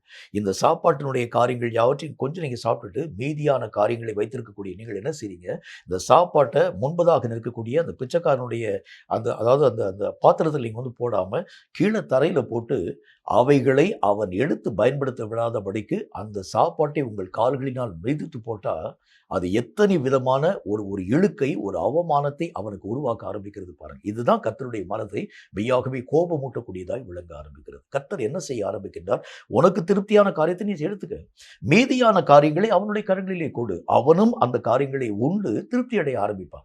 இப்ப சபைகளில் காணப்படக்கூடிய மிக முக்கியமான பிரச்சனை என்ன அப்படின்னா முதன்மையான காரியங்கள் யாவற்றையும் எடுத்துக்கொள்வாங்க, மீதியாக அநேக விதமான சாதாரணமான மக்களுடைய கரங்களிலே எந்த விஷயத்தையும் தருகிறதற்கு இவர்கள் ஒரு தடை சுவராய் இருக்கிறதை பார்க்க முடியும். அவன் கையிலெல்லாம் கொடுத்துடாதீங்க. இவனுடைய கரங்களிலே இப்படிப்பட்ட காரியங்களை நீங்கள் தருகிறது இப்படிப்பட்ட காரியங்களை தருகிறது உண்டானால் இனி நான் என்னுடைய பொறுப்பை போட்டுவிட்டு நான் இந்த இந்த இந்த ஊழியத்தை விட்டு நான் வந்து வெளியே எழுந்து நான் கடந்து போக ஆரம்பிச்சிருவேன். இப்படி த்ரெட்டன் பண்ணக்கூடிய நிறைய திருச்சபைகளை உங்களாலும் என்னாலும் பார்க்க முடியும். என்னுடைய கரங்களை நம்பி தந்திருக்கக்கூடிய இந்த பொறுப்பினுடைய ஒட்டுமொத்த காரியத்தை நான் செய்வேன். அவன் வந்து முழுமையுமாக அந்த ஒரு காரியத்தை வந்து செய்ய மாட்டான். அரைகுறையாய் செய்யக்கூடிய அந்த காரியத்தில் மீதியாக இருக்கக்கூடிய விஷயத்தை அந்த சபை போதகர் பார்த்து அதாவது உன்னால வந்து இந்த வேலையினுடைய முழு காரியத்தை செய்ய முடியலப்பா, மீதியா இருக்கக்கூடிய இந்த சின்ன பணியை மற்றவருடைய கரங்களில் நான் பிரித்து தருகிறேன், அதற்கு அவன் சம்மதிக்க மாட்டான். இல்லை இவைகளை நான் செய்யாமல் இருக்கக்கூடியவனாய் காணப்படுவேனே தவிர இவைகளை மற்றவனுடைய கரங்களிலே பிரித்து தர நான் சம்மதிக்க மாட்டேன். இப்படி நீங்க பிரித்து தந்தா இந்த பொறுப்பிலே நின்று நான் வெளியேறி கடந்து போக ஆரம்பிக்கிறேன். எத்தனை திருச்சபைகள் இந்த நாட்களில் இப்படிப்பட்ட நிலைகளின் ஊடாக இயக்கத்தின் ஊடாக கடந்து போகுது தெரியுமா? தானும் அந்த காரியத்தை செய்ய மாட்டான், செய்யக்கூடிய மக்களுடைய கரங்களிலும் கொடுக்க அவன் சம்மதிக்க மாட்டான். இது தேவனுடைய மனதை விசனமூட்டக்கூடியதாய், தேவனுடைய மனதை கோபமூட்டக்கூடியதாய் விளங்க ஆரம்பிக்கிறது பார்க்க முடியும். இரண்டாவதுல அதிலேயே வந்து இன்னொரு காரியத்தை பாருங்க, உங்கள் கால்களினால் மிதிக்கலாமா, தெளிந்த தண்ணீரை அவர்கள் குடிக்கிறார்கள், மீதியா இருக்கிறவைகளை உங்கள் கால்களினால் நீங்கள் குழப்பி போடலாமா? அப்படின்னா என்ன அர்த்தம்? எல்லா காரியத்தினுடைய முதன்மையை நான் பெற்றுக்கொள்வேன், மீதியை மற்றவன் தன்னுடைய வாழ்க்கையிலே பயன்படுத்த நான் அனுமதிக்க மாட்டேன். அவைகள் மெய்யாகவே கீழே கூட கொட்டப்படலாம், ஆனால் மற்றவன் அவைகளை பயன்படுத்த நான் மெய்யாகவே சம்மதிக்கவே மாட்டேன். இப்படி தன்னுடைய மனத்தினுடைய விருப்பத்தின்படியே வாழக்கூடிய வாழ்க்கை வாழக்கூடிய அநேக விதமான விசுவாச மார்க்கத்தாரை இன்றைக்கு நீங்களும் நானும் திருச்சபையில் பார்க்க முடியும். இவர்கள் சபையில முக்கியமான பொறுப்புகளில் இருப்பார்கள். சின்ன சின்ன பொறுப்புகளை கூட யாருடைய கரங்களிலும் கொடுக்க அவர்கள் சம்மதிக்க மாட்டாங்க. மட்டுமில்லாம இப்படிப்பட்ட காரியங்களை ஒருவேளை சபை போதகர் அந்த காரியங்களை செய்யும்படிக்காக யாரையாகிலும் நியமனம் பண்ண ஆரம்பிக்கிறது உண்டானால் அந்த பொறுப்பிலே இவர்கள் புகுந்து அந்த பொறுப்பினுடைய காரியங்களை கெட்டுப்போக பண்ணுவார்களே தவிர அந்த பொறுப்பை முழுமையுமாக செய்து முடிக்கக்கூடிய அந்த நிலைகளை ஜனங்களுக்கு முன்பதாக அவர்கள் மெய்யாகவே வலியுறுத்தக்கூடிய ஒரு மக்களாய் காண்பிக்கிறதே இல்லை. அப்போ கர்த்தருடைய வேத புஸ்தகத்தில் ஆண்டவராகிய தேவனுடைய கோபம் மூழ்கிறதுக்கு முதல் காரணம் என்ன அப்படின்னா தாங்களும் அந்த வேலையை முழுசாக செய்ய மாட்டாங்க, மற்றவர்களையும் செய்ய அவர்கள் அனுமதிக்க மாட்டாங்க. அந்த வேலை ஒருவேளை கீழே விழுந்தா கூட அதில் எந்த விதமான பிரச்சனை வராது. தங்கள் கால்களினால் அந்த வேலைக்குரிய காரியங்களை நசிக்க போனால் கூட பிரச்சனை இல்லை. ஆனால் மற்றவர்களுடைய கரங்களிலே அந்த வேலையை கொடுக்கறதுக்கு அவங்களுடைய மனசில் எவ்வளவேனும் சம்மதமே இராது. இது தேவனுடைய பார்வையில் இது யாருக்கு விரோதமாக நான் செய்யக்கூடியது அப்படின்னா என்னை மேன்மைப்படுத்த ஒன்று இருக்க ஆரம்பித்தாலும் கூட கர்த்தருடைய வேலையின் முழுமையை நீங்களும் நானும் அசட்டை பண்ண ஆரம்பிக்கிறோம். அதுதான் ஆண்டவராகிய தேவனுடைய கோபம் மூலக்கூடிய முதல் காரியம் என்கிறதை நீங்களும் நானும் விளங்கிக் கொள்ள வேண்டும். கர்த்தராகிய தேவன் ஒரு பொறுப்பை நம்ம கையில் கொடுத்துட்டார்னா அதனுடைய முழுமையை கர்த்தராகிய தேவன் எதிர்பார்க்கின்றார். அதில் முழுமை இல்லாமல் அரைகுறையான ஒரு வேலை அல்ல. என்னால் முழுமையுமாக அந்த ஒரு காரியத்தை செய்ய முடியல, செய்ய முடியாது இருக்கக்கூடிய அந்த வேலையை மற்ற மக்களுடைய கர்த்தருடைய கரங்களிலே பிரித்து கொடுக்க நான் மெய்யாகவே யோசிக்கிறேன். நான் வந்து கொடுக்க மாட்டேன். எனக்கும் அந்த அந்த ஒரு காரியத்தை செய்ய முடியல. மற்றவருடைய கரங்களிலே கொடுக்காமல் அந்த வேலையை நான் காலில் போட்டு மிதிப்பேனே தவிர மற்றவன் அந்த வேலையிலே செய்து கர்த்தருடைய அந்த சித்தத்தை பரிபூர்ணமாய் மெய்யாகவே முழுமையடைய பண்ணக்கூடிய நிலைகளுக்கு நான் எதிரடையாய் காணப்படக்கூடியவனாய் விளங்க ஆரம்பித்து விடுகின்றேன். மோசே அந்த நாட்களில் ஆண்டவராகிய தேவனுடைய நாமத்தினால ஜனங்கள் யாவரையும் நியாயம் விசாரிக்கும் ஒரு மனிதனாய் விளங்க ஆரம்பித்தார். ஒரு நாள் மோசேயினுடைய மாமா அவருக்கு முன்பதாக கடந்து வந்தார். நீங்கள் செய்யக்கூடிய காரியம் என்ன மோசே? ஒவ்வொரு மனிதனும் உங்களுக்கு முன்னால் வந்து நிற்கிறான். காலை துவங்கி இரவு வரைக்கும் அல்லது அடுத்த நாள் கூட வந்து அவன் மெய்யாகவே நிற்க ஆரம்பிக்கிறான். இதுக்கு என்ன காரணம்? இல்லை அவங்களுடைய பிரச்சனைகள் எல்லாவற்றையும் என்று சொல்லுவாங்க, நான் கர்த்தருடைய சமூகத்திலே காத்திருப்பேன். இப்படி கர்த்தருடைய சமூகத்திலே காத்திருந்து கர்த்தராகிய தேவன் பேசக்கூடிய வரைக்கும் அவர்கள் நின்ற நிலையிலே நிற்பாங்க. ஒருவேளை அந்த நாளிலே கர்த்தராகிய தேவன் பேசுவார். ஒருவேளை 2 நாள் கழித்து கூட கர்த்தராகிய தேவன் பேசுவார். அந்த 2 நாளும் அவன் நின்ற நிலையிலே நிற்க ஆரம்பிப்பான். உடனே மோசேயினுடைய மாமா அவனை பார்த்து சொல்வார், நீ செய்யக்கூடிய காரியம் சரியில்லை. இவர்களுக்கு அநேகம் விசாரிக்கக்கூடிய மக்களை நீ மெய்யாகவே ஏற்படுத்து. அந்த விசாரிக்கக்கூடிய காரியங்களுக்கு மிஞ்சி ஒருவேளை அவங்களால் தீர்க்கப்பட முடியாத ஒரு பிரச்சனை, ஒரு முக்கியமான ஒரு பிரச்சனையாக இருந்தால் அந்த பிரச்சனையை மட்டும் உன்கிட்ட வந்து மெய்யாகவே சொல்லும்படியாக இந்த காரியத்தை நீ அனுமதிக்க வேண்டும். இப்படி நீ செஞ்சா உனக்கு முன்பதாக மணிக்கணக்காக, நாள் கணக்காக அல்லது எத்தனையோ விதமான காலங்களாக ஜனங்கள் நிற்க வேண்டிய அவசியம் இராது என்பதை பற்றி அவன் பேச ஆரம்பித்ததை மோசே தன்னுடைய மனதளவிலே ஏற்றுக்கொண்டு அவைகளை தன்னுடைய வாழ்க்கையிலே மெய்யாகவே பயன்படுத்த ஆரம்பிச்சார். ஆனால் இன்னைக்கு இருக்கக்கூடிய மக்கள் செய்வாங்க, இல்லை அப்படிலாம் செய்ய முடியாது, நான் என்னுடைய நிலைகளிலே நிற்பேன், அவன் 10 நாள் நின்னால் கூட நின்று வாங்கிட்டு போட்டு, அது வரைக்கும் நான் கர்த்தருடைய சமூகத்திலே கர்த்தராகிய தேவன் என்னோடு கூட பேசக்கூடிய வரைக்கும் நான் கர்த்தருடைய சமூகத்தில் காத்திருப்பேன். கர்த்தர் பேசக்கூடிய வரைக்கும் அவன் இங்கும் அங்கும் இடத்தை விட்டு அசையாமல் அங்கேயே இருக்க வேண்டும். இதுதான் இந்த நாட்களிலே காணப்படக்கூடிய பெரிய பிரச்சனை. இந்த ஆடுகளுக்கும் மாடுகளுக்கும் இருக்கக்கூடிய பெரிய பிரச்சனையில் ஒரு ஆடு தன்னுடைய கரங்களிலே கொடுக்கப்பட்டிருக்கக்கூடிய பொறுப்புகளை மற்றவருடைய கரங்களிலே மெய்யாகவே பிரித்து கொடுக்க அந்த ஆடுகள் சம்மதிக்கிறது இல்லை.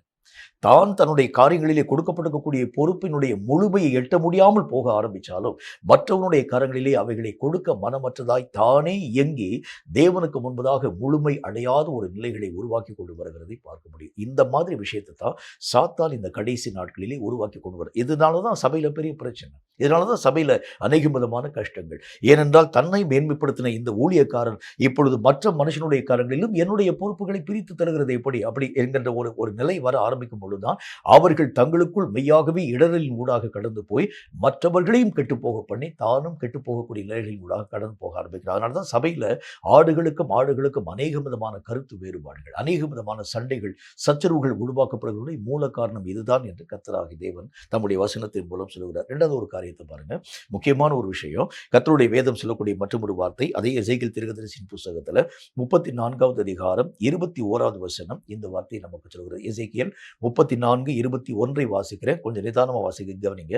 நீங்கள் பலவீனமாக இருக்கிறவைகளை எல்லாம் புறம்பாக சிதற பண்ணும்படி அவைகளை பக்கத்தினாலும் முன்னந்தொடையினாலும் தள்ளி உங்கள் கொம்புகளை கொண்டு முட்டுகிறபடினாலே.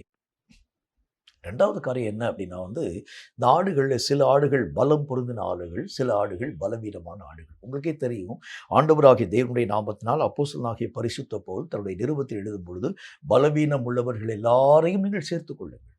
அந்த பலவீனம் உள்ளவர்களுக்கு இடர்களை உருவாக்கக்கூடிய காரியத்தை நீங்கள் செய்யக்கூடாது. ஒருவன் விசுவாசத்திலே பலவீனம் உள்ளவனாக இருக்கிறது உண்டானால், அவன் நான் சாப்பிடக்கூடிய மாம்ச ஆகாரத்தை கொண்டு அவன் இடர்கள் அடைய ஆரம்பிக்கிறது உண்டானால், அவன் பலவீனத்தை நிமித்தம் நான் மாம்சத்தை புசியாதவனாய் என்னை நான் பாதுகாத்துக் கொள்ள வேண்டும் இப்படி சொல்லுகின்றார். அப்படின்னா என்ன அர்த்தம்? பலவீனமாக இருக்கக்கூடிய மக்களுடைய பலவீனத்தை இன்னும் அதிகரிக்கக்கூடிய அளவிற்கான காரியங்களை நீங்கள் செய்யக்கூடாது. அவர்களை சேர்த்து கொண்டு அவர்களை நீங்கள் பலவீனத்திலே அவர்களுக்கு நீங்களும் நானும் உதவிகளை செய்ய வேண்டியது அவசியம். அதான் ஒரு திருச்சபையினுடைய சட்டத்திட்டம். ஒரு மனுஷன் விசுவாசத்தில் பலவீனமாக இருக்கிறான், ஒருவன் ஆண்டவராகிய தேவனுடைய காரியத்திலே வளரக்கூடிய விஷயத்தில் பலவீனமாக இருக்க ஆரம்பிக்கின்றான், ஒருவன் கர்த்தருடைய வசனங்களை மெய்யாகவே தியானிக்கக்கூடிய விஷயத்திலே பலவீனமாய் காணப்பட ஆரம்பிக்கின்றான், ஒருவன் ஜபத்திலே பலவீனமாய் காணப்பட ஆரம்பிக்கிறான். இப்படிப்பட்ட மக்களை நீங்களும் நானும் புறம்பே தள்ளிவிடக்கூடாது. இவர்களை நாம் சேர்த்து கொண்டு அவர்களை நீங்களும் நானும் ஜபத்திலேயோ அல்லது ஊழியத்திலேயோ அல்லது உபவாசத்திலேயோ அல்லது கர்த்தருடைய வசனங்களிலேயோ பழக்கப்படுத்த வேண்டியது அவசியம். அவர்களுடைய பலவீனங்களை நாம் சுமந்து கொண்டு ஆண்டவராகிய தேவனுடைய வேதம் சொல்கிறதை போல எல்லா விதமான மக்களுக்கும் தேவையான வழிமுறைகளை நீங்கள் வழிகாட்டியாக காண்பிக்கப்பட வேண்டியது அவசியமான ஒன்று. ஆண்டவருடைய வசனத்தில் பார்க்கிறோம், பரிசுத்தமுள்ள ஆவியானவராகிய தேவனுடைய வேலை எப்படிப்பட்ட வேலை அப்படின்னா, பரிசுத்தமுள்ள ஆவியானவராகிய தேவனுடைய வேலை எப்படிப்பட்ட வேலை? நீங்களும் நானும் ஜெபிக்க அறியாமல் இருக்கிறதுனால உங்கள் பலவீனங்களிலே அவர் உங்களுக்கு உதவி செய்கின்றார். அதுதான் ஆவியானவராகிய தேவனுடைய திட்டம். பலவீனமாய் காணப்படக்கூடிய மக்களை நீங்களும் நானும் புறமே தள்ளிடக்கூடாது. அவங்கெல்லாம் இதுக்கெல்லாம் வந்து லாயக்கு இல்லாதவங்க. அவங்களாம் இதுக்கு இதுக்கு வந்து எந்த விதமான காரியத்திற்கும் அவங்க செட் ஆக மாட்டாங்க. இவர்களுடைய காரியங்கள் எல்லாம் நம்முடைய ஊழியத்திலே வருகிறது உண்டான நிறைய பிரச்சனைகள் வருமே தவிர, இவர்களை நாம் மெய்யாகவே சேர்த்துக் கொள்ளக்கூடாது என்கின்ற விஷயத்துல சில ஆடுகள் மும்முரமாய் காணப்படுகிறது மட்டும் இல்லாம, அந்த வசனத்தில் என்ன போட்டு பாருங்க, அவைகளை பக்கத்தினாலும் முன்னந்தொடையினாலும் தள்ளி உங்கள் கொம்புகளை கொண்டு நீங்கள் அவைகளை முட்டத் துவங்க ஆரம்பிக்கிறீங்க. பலவீனமாய் காணப்படக்கூடிய மக்களை சேர்த்துக் கொள்ளுங்கள். பரிசுத்தமுள்ள ஆவியானவராகிய தேவனுடைய வேலையே அதுதான். பலவீனமாய் காணப்படக்கூடிய மக்களாகிய நமக்கு அவர் உதவிகளை செய்யக்கூடிய ஒரு தேவனாய் அவர் விளங்க ஆரம்பிக்கின்றார். ஆண்டவராகிய இயேசுவும் கூட இந்த உலகத்திலே வந்த பொழுது பலவீனம் உள்ள எல்லா ஜனங்களையும் தம் பட்சமாய் கர்த்தராகிய தேவன் சேர்த்துக் கொள்ளக்கூடியவராய் விளங்கினார். ஆனால் இன்றைக்கு ஆண்டவராகிய தேவனுடைய நாமத்தினால நல்ல மேன்மையாக ஒவ்வொரு காரியத்திலும் தெரிந்து கொண்ட மக்களை பழக்கப்படுத்தக்கூடிய நீங்களும் நானும் பலவீனம் உள்ள மனுஷனுடைய கரங்களை எந்த விதமான பொறுப்பையும் கொடுக்க நாம் சம்மதிக்கிறதே இல்லை. அந்த காரியத்தை ஊழியர்கள் மட்டுமல்ல, சபையில காணப்படக்கூடிய விசுவாசிகளும் அந்த ஒரு காரியத்தை அங்கீகரிக்கிறது. அவன் பலவீனமாய் காணப்படுகிறான், அவனால் இந்த ஒரு பொறுப்பை செய்ய முடியாது, இந்த ஒரு காரியத்தின் கூட கடந்து போகணும். இல்லை, நீங்களும் நானும் அவர்களுடைய பலவீனங்களிலே உதவி செய்து அவர்களை இந்த பொறுப்பின் கூடாக நீங்கள் அழைத்துக் கொண்டு போக வேண்டியதா ஒரு திருச்சபையினுடைய சட்டமும் திட்டமாக ஏற்றப்படக்கூடிய ஒன்றாக விளங்கு. இப்ப இந்த ஆடுகள் என்ன செய்கிறது? என்னுடைய பலத்தை என்னுடைய சபை போதகன் நம்பாமல் ஏதோ சில பலவீனமான ஆடுகளை என்னோடு கூட இணைத்து நீங்க எல்லாம் சேர்ந்து இந்த ஒரு ஊழியத்தை செய்யுங்கள் என்று சொல்கிறது எப்படி? அவர்கள் பலவீனமா இந்த ஊழியத்தை செய்ய முடியாத ஒரு மக்களாக இருக்கும் பொழுது, அவர்கள் என்னையே சார்ந்த இந்த காரியங்களை செய்யக்கூடிய ஒரு மக்களாக இருக்கும் பொழுது, நான் அவர்களோடு கூட இணைந்து பணிகளை செய்கிறது எப்படி என்கிறதை பற்றி மேய்ப்பனுக்கு தெரியாமலே, அதாவது மேய்ப்பன்ட்ட போய் இந்த ஆடுகள் போய் முதல்ல போய் கம்ப்ளைண்ட் பண்ணியிருக்கும். எந்த ஆடுகள் செஞ்சிருக்கோம்? இந்த பலமுள்ள ஆடுகள், பலவீனமான ஆடுகளை பற்றி முதல்ல போய் நிறைய விதமான அநேக விதமான காரியங்கள் யாவற்றையும் பற்றி பேசியிருக்கும். அநேக விதமான கம்ப்ளைண்ட் யாவற்றையும் சொல்லியிருக்கும். அந்த மேய்ப்பன் சொல்லியிருப்பாரு, ஒருவேளை என்ன சொல்லியிருப்பாரு, இல்லை பரவாயில்ல, இந்த பலவீனமான ஆடுகளை பயன்படுத்தி நீங்கள் ஊழியர்களின் ஊடாக கடந்து போங்க. இப்போ இந்த மேய்ப்பனுடைய நாலெட்ஜுக்கு தெரியாமலே இந்த ஆடுகள் என்ன செய்ய ஆரம்பிக்கிறது? அவைகளை பக்கத்தினாலும் முன்னந்தொடையினாலும் தள்ளி அவர்கள் கொம்புகளை கொண்டே அவர்களை முட்டக்கூடியதாய் விளங்க ஆரம்பிக்கிறது. மேய்ப்பன் வரும்போது நல்ல மாதிரி நடந்துக்கிடுவாங்க.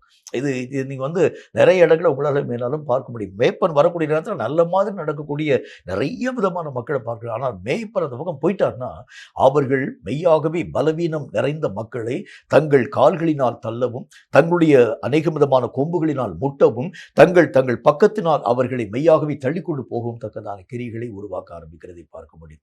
இதுக்கு பேர் நம்ம என்ன சொல்லலாம்னா வந்து, சில இடங்களில் ஆவிக்குரிய ஜனங்கள் என்று அழைக்கப்படக்கூடிய சில இடங்களில், சில ஊழியங்களில், சில திருச்சபைகளை கூட இந்த மாதிரி போட்டு கொடுக்கக்கூடிய அனுபவம்.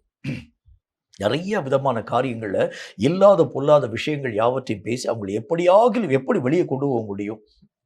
நம்முடைய கரங்களை கொடுக்கப்படக்கூடிய பொறுப்பை முழுவதும் நான் தான் செய்ய வேண்டுமே தவிர, பலவீனமாக இருக்கக்கூடிய இவனை பயன்படுத்தி நான் என்ன காரியத்தை செய்ய முடியும் என்கிறதை பற்றி யோசித்து நிறைய இடங்களில் அநேக விதமான மக்களுக்கு விரோதமான காரியங்களை அவர்களை அறியாமலே உருவாக்கி கொண்டு வருகிறதை பார்க்க முடியும். இது மேலே இருக்கக்கூடிய போதகனுக்கு தெரியாது, மேலே இருக்கக்கூடிய மற்ற ஊழியர்களுக்கு தெரியாது. அந்த வசனத்தில் என்ன போட்டு பாருங்க, மேய்ப்பனுக்கு இது முதல்ல போய் சொல்லிச்சு என்றாலும் மேய்ப்பன் அந்த காரியங்களுக்கு செவி கொடுக்காம மேய்ப்பன் சொல்ல ஆரம்பித்தான், இல்லப்பா நீங்கள் வந்து அந்த பலவீனம் உள்ளவைகளையும் சேர்த்து கொண்டு அந்த ஊழியத்தில் போங்க. இப்ப அந்த மேய்ப்பனுடைய நாலேஜுக்கு தெரியாமலே இந்த ஆடுகள், பலமுள்ள ஆடுகள் பலவீனமானவைகளை பக்கமாய் தள்ளும். பலமுள்ள ஆடுகள் தன்னுடைய முன்னந்தொடையினாலே தெரியாம, அப்படின்னா என்ன அர்த்தம் பாருங்க, அதாவது ஆடுகள்லாம் ஒட்டுமொத்தமாக இருக்கக்கூடிய நேரத்தில், அதாவது தன்னுடைய கால்களினால் அதாவது அந்த பலவீனமுள்ள ஆட்டினுடைய காலை இடறப்படுச்சுன்னா மேய்ப்பன் மேலிருந்து பார்க்கக்கூடிய மேய்ப்பனுக்கு தெரியாது. அப்படின்னா என்ன அர்த்தம்? கால்களுக்கு கீழாக அவனை அறியாமல் இந்த பலவீனமான ஆடுகளை இந்த பலமுள்ள ஆடுகள் இடறப்பட ஆரம்பிக்கிறதை பார்க்கிறோம். மூன்றாவது, அந்த மேய்ப்பன் அந்த பக்கம் திரும்பி இருக்கும்போது தன்னுடைய கொம்புகளினால் இந்த ஆட்டினுடைய காரியங்கள் யாவற்றையும் முட்டி தள்ளும். இப்பதான் கர்த்தராகிய தேவன் கோபப்பட ஆரம்பிக்கிறார். பலமுள்ள ஆடுகளே, அது வந்து பலம் வாய்ந்தவர்கள் தான். வசனத்துல என்ன போட்டு பாருங்க, அதாவது ஆண்டவராகிய தேவன் சொல்கிறார், யாருக்கு வைத்தியன் தேவை அப்படின்னு கர்த்தருடைய வேதத்துல வந்து வாசிக்க முடியும். அவர்கள் மெய்யாகவே ஆரோக்கியமா இருக்கக்கூடிய மக்களுக்கு வைத்தியன் தேவையில்லை. எவன் ஒருவன் பலவீனமா இருக்கிறானோ அவனுக்கு தான் வைத்தியம் தேவைப்பட ஆரம்பிக்கிறது. அதே மாதிரி தான் பலவீனம் உள்ள ஒரு மனிதனுக்குத்தான் கர்த்தராகிய தேவன் அநேக விதமான வழிமுறைகளை உருவாக்கி வச்சிருக்கிறார். அவன் எப்படியெல்லாம் பலப்பட வேண்டும். சில காரியங்கள் அவனுக்கு மெய்யாகவே அறிய முடியாத ஒன்றாய் இருக்க ஆரம்பிக்கும். என்றாலும் கூட அறிய முடியவில்லை என்பதற்காக நீங்களும் நானும் அவனை பரியாசம் பண்ணி அந்த அந்த காரியங்கள் யாவற்றையும் தூக்கி எறிஞ்சிடக்கூடாது. அவனை நீங்களும் நானும் சேர்த்து கொண்டு அவனுடைய பலவீனங்களில் உதவி செய்ய பழக வேண்டியது அவசியம். அவன் ஜெபிக்க பலமற்றவனாய் இருக்கிறது உண்டானால் அவனை நீங்களும் நானும் ஜெபத்திலே மெய்யாகவே இன்வால்வ்மெண்ட் பண்ண வைத்து அவனை ஜெபிக்கும்படிக்காக பழக்க வைக்க வேண்டியது அவசியம். ஆனா இவங்க என்ன செய்றாங்க, எங்க கையில் கொடுக்கப்பட்டிருக்கக்கூடிய பொறுப்பை பலவீனமான மக்களுக்கு நாங்கள் சொல்லிக் கொடுக்கிறது எப்படி? இப்படித்தான் இந்த திருச்சபையிலே அநேக விதமான காரியங்கள் உருவாக்கப்பட ஆரம்பிக்கிறதுனால சபையினுடைய கட்டுமானங்கள் உடைக்கப்பட ஆரம்பிக்கிறதை பார்க்க முடியும். சபைகள் மற்றவர்களுக்கு சாட்சிகளாய் விளங்க வேண்டிய சபைகள் இன்றைக்கு மேய்ப்பனுடைய நாலெட்ஜுக்கு தெரியாமலே, அதாவது நிறைய விஷயங்கள், நிறைய சபை நீங்க பார்த்தீங்கன்னா மேய்ப்பனுக்கு அந்த சபையில என்ன நடக்குதுன்னே தெரியாது. நிறைய மேய்ப்பர்களுக்கு தெரியாது. அவங்க நல்லா தான் ஒரே மாதிரி இருக்க மாதிரி தான் இருப்பாங்க. ஆனால் சபைகளிலே மேய்ப்பன் அறியாமல் நிறைய விஷயங்கள் உருவாக்கப்பட ஆரம்பிக்கிறதை பார்க்க முடியும். தங்கள் கால்களினால் பலவீனமான ஆடுகளை இடற பண்ணவும், தங்களுடைய கொம்புகளினால் பலவீனமான ஆடுகளை மெய்யாகவே முட்டித்தள்ளவும், தங்களுடைய முன்னந்தடையினால் மற்ற ஆடுகளுடைய கால்கள் யாவற்றையும் மாறிவிடவும் தக்கதாக இவைகளெல்லாம் மேய்ப்பனுடைய நாலேஜுக்கு தெரியாமல் மறைமுகமாய் உருவாக்கப்படக்கூடிய நிலைகளை சாத்தான் அந்த நாட்களிலே சபைகளிலே உருவாக்கி கொண்டு வர ஆரம்பிக்கிறார். ரொம்ப ஜாக்கிரதையாக கேர்ஃபுல்லாக இருங்க. ஒரு மனிதன் இடருண்டு போனால் வசனத்தில் என்ன போடுறது, என் மனம் எரியாதிருக்குமோன்னு கேட்கிறார் அப்போஸ்தலனாகிய பரிசுத்தர். அப்படித்தான் இருக்கணும் ஒரு கர்த்தருடைய ஒரு ஊழியம்னா. ஒரு மனுஷன் கூட இடர்ந்து போகிறது ஆண்டவராகிய தேவனுக்கு பிரியமானது அல்ல. ஒரு மனுஷனுடைய பெயரும் ஜீவ புஸ்தகத்திலிருந்து கிறுக்கப்படுகிறது கர்த்தராகிய தேவனுக்கு சித்தமானது கிடையாது. அவன் பலமுள்ளவனோ பலவீனம் உள்ளவனோ, அவன் குறை உள்ளவனோ, அவன் நோய் கொண்டவனோ, அவன் மெய்யாகவே நசல் கொண்ட ஒரு வியாதிப்பட்டவனோ யாராயிருந்தாலும் சரி, ஒருவனாகிலும் தள்ளப்படுகிறது ஆண்டவராகிய தேவனுக்கு சித்தமானதல்ல. அப்போ ஒவ்வொரு மனிதனையும் அரவணைத்துக் கொண்டு போக வேண்டியதான் கர்த்தராகிய தேவனுடைய விருப்பமாக காணப்படுகிறதுனால இப்ப இந்த திருச்சபையில என்ன விதமான காரியம் உருவாக்கப்படுகிறது, மேய்ப்பனுடைய நாலேஜுக்கே தெரியாம விசுவாசிகள் தங்களுக்குள் சண்டை போட ஆரம்பிக்கிறாங்க. பலவீனமாய் காணப்படக்கூடிய ஒவ்வொரு விஷயத்தையும் அவர்கள் ஒதுக்க ஆரம்பிக்கிறாங்க. சில பேரோடு கூட அவங்க பேசுவாங்க, பல பேரோடு கூட அவங்க அதாவது நேருக்கு நேராக தங்களுடைய முகத்தை கொடுத்து கூட அந்த மக்களோடு கூட அவர்கள் மெய்யாகவே சம்மந்தம் கலக்க மாட்டாங்க. எந்த விதமான வார்த்தையும் பேசக்கூட மாட்டாங்க. அவர்களை பார்க்கும் பொழுதே விலகி போகக்கூடிய அனுபவம் இதெல்லாம் எதனால வருது தெரியுமா? பலவீனம் உள்ளவைகளை பலமுள்ளவைகள் மெய்யாகவே முட்டி தள்ளக்கூடிய நிலைகளை உருவாக்க ஆரம்பிக்கிறது. ரொம்ப ஜாக்கிரதையா இருங்க. இதெல்லாம் கர்த்தராகிய தேவனுடைய சித்தத்திற்கு மாறாக செயல்படுத்தப்பட ஆரம்பிக்கிறதுனால இவைகளின் நிமித்தமாக கர்த்தருடைய உக்கிர கோபம் சபைகளுக்கு விரோதமாய் மூலக்கூடியதாக விளக்க ஆரம்பிக்கிறது. சபைகள் அந்த நாட்களில் வசனத்தில் என்ன போடுது, சமாதானம் பெற்று பெருகக்கூடியதாய் விளங்க துவங்கிற்று. எல்லா இடங்களிலும் சமாதானம் நிறைந்ததாக அப்போஸ்தலருடைய காலத்தில் உருவாக்கப்பட்டிருக்கக்கூடிய அந்த திருச்சபையுடைய நிலைகளை பாருங்க.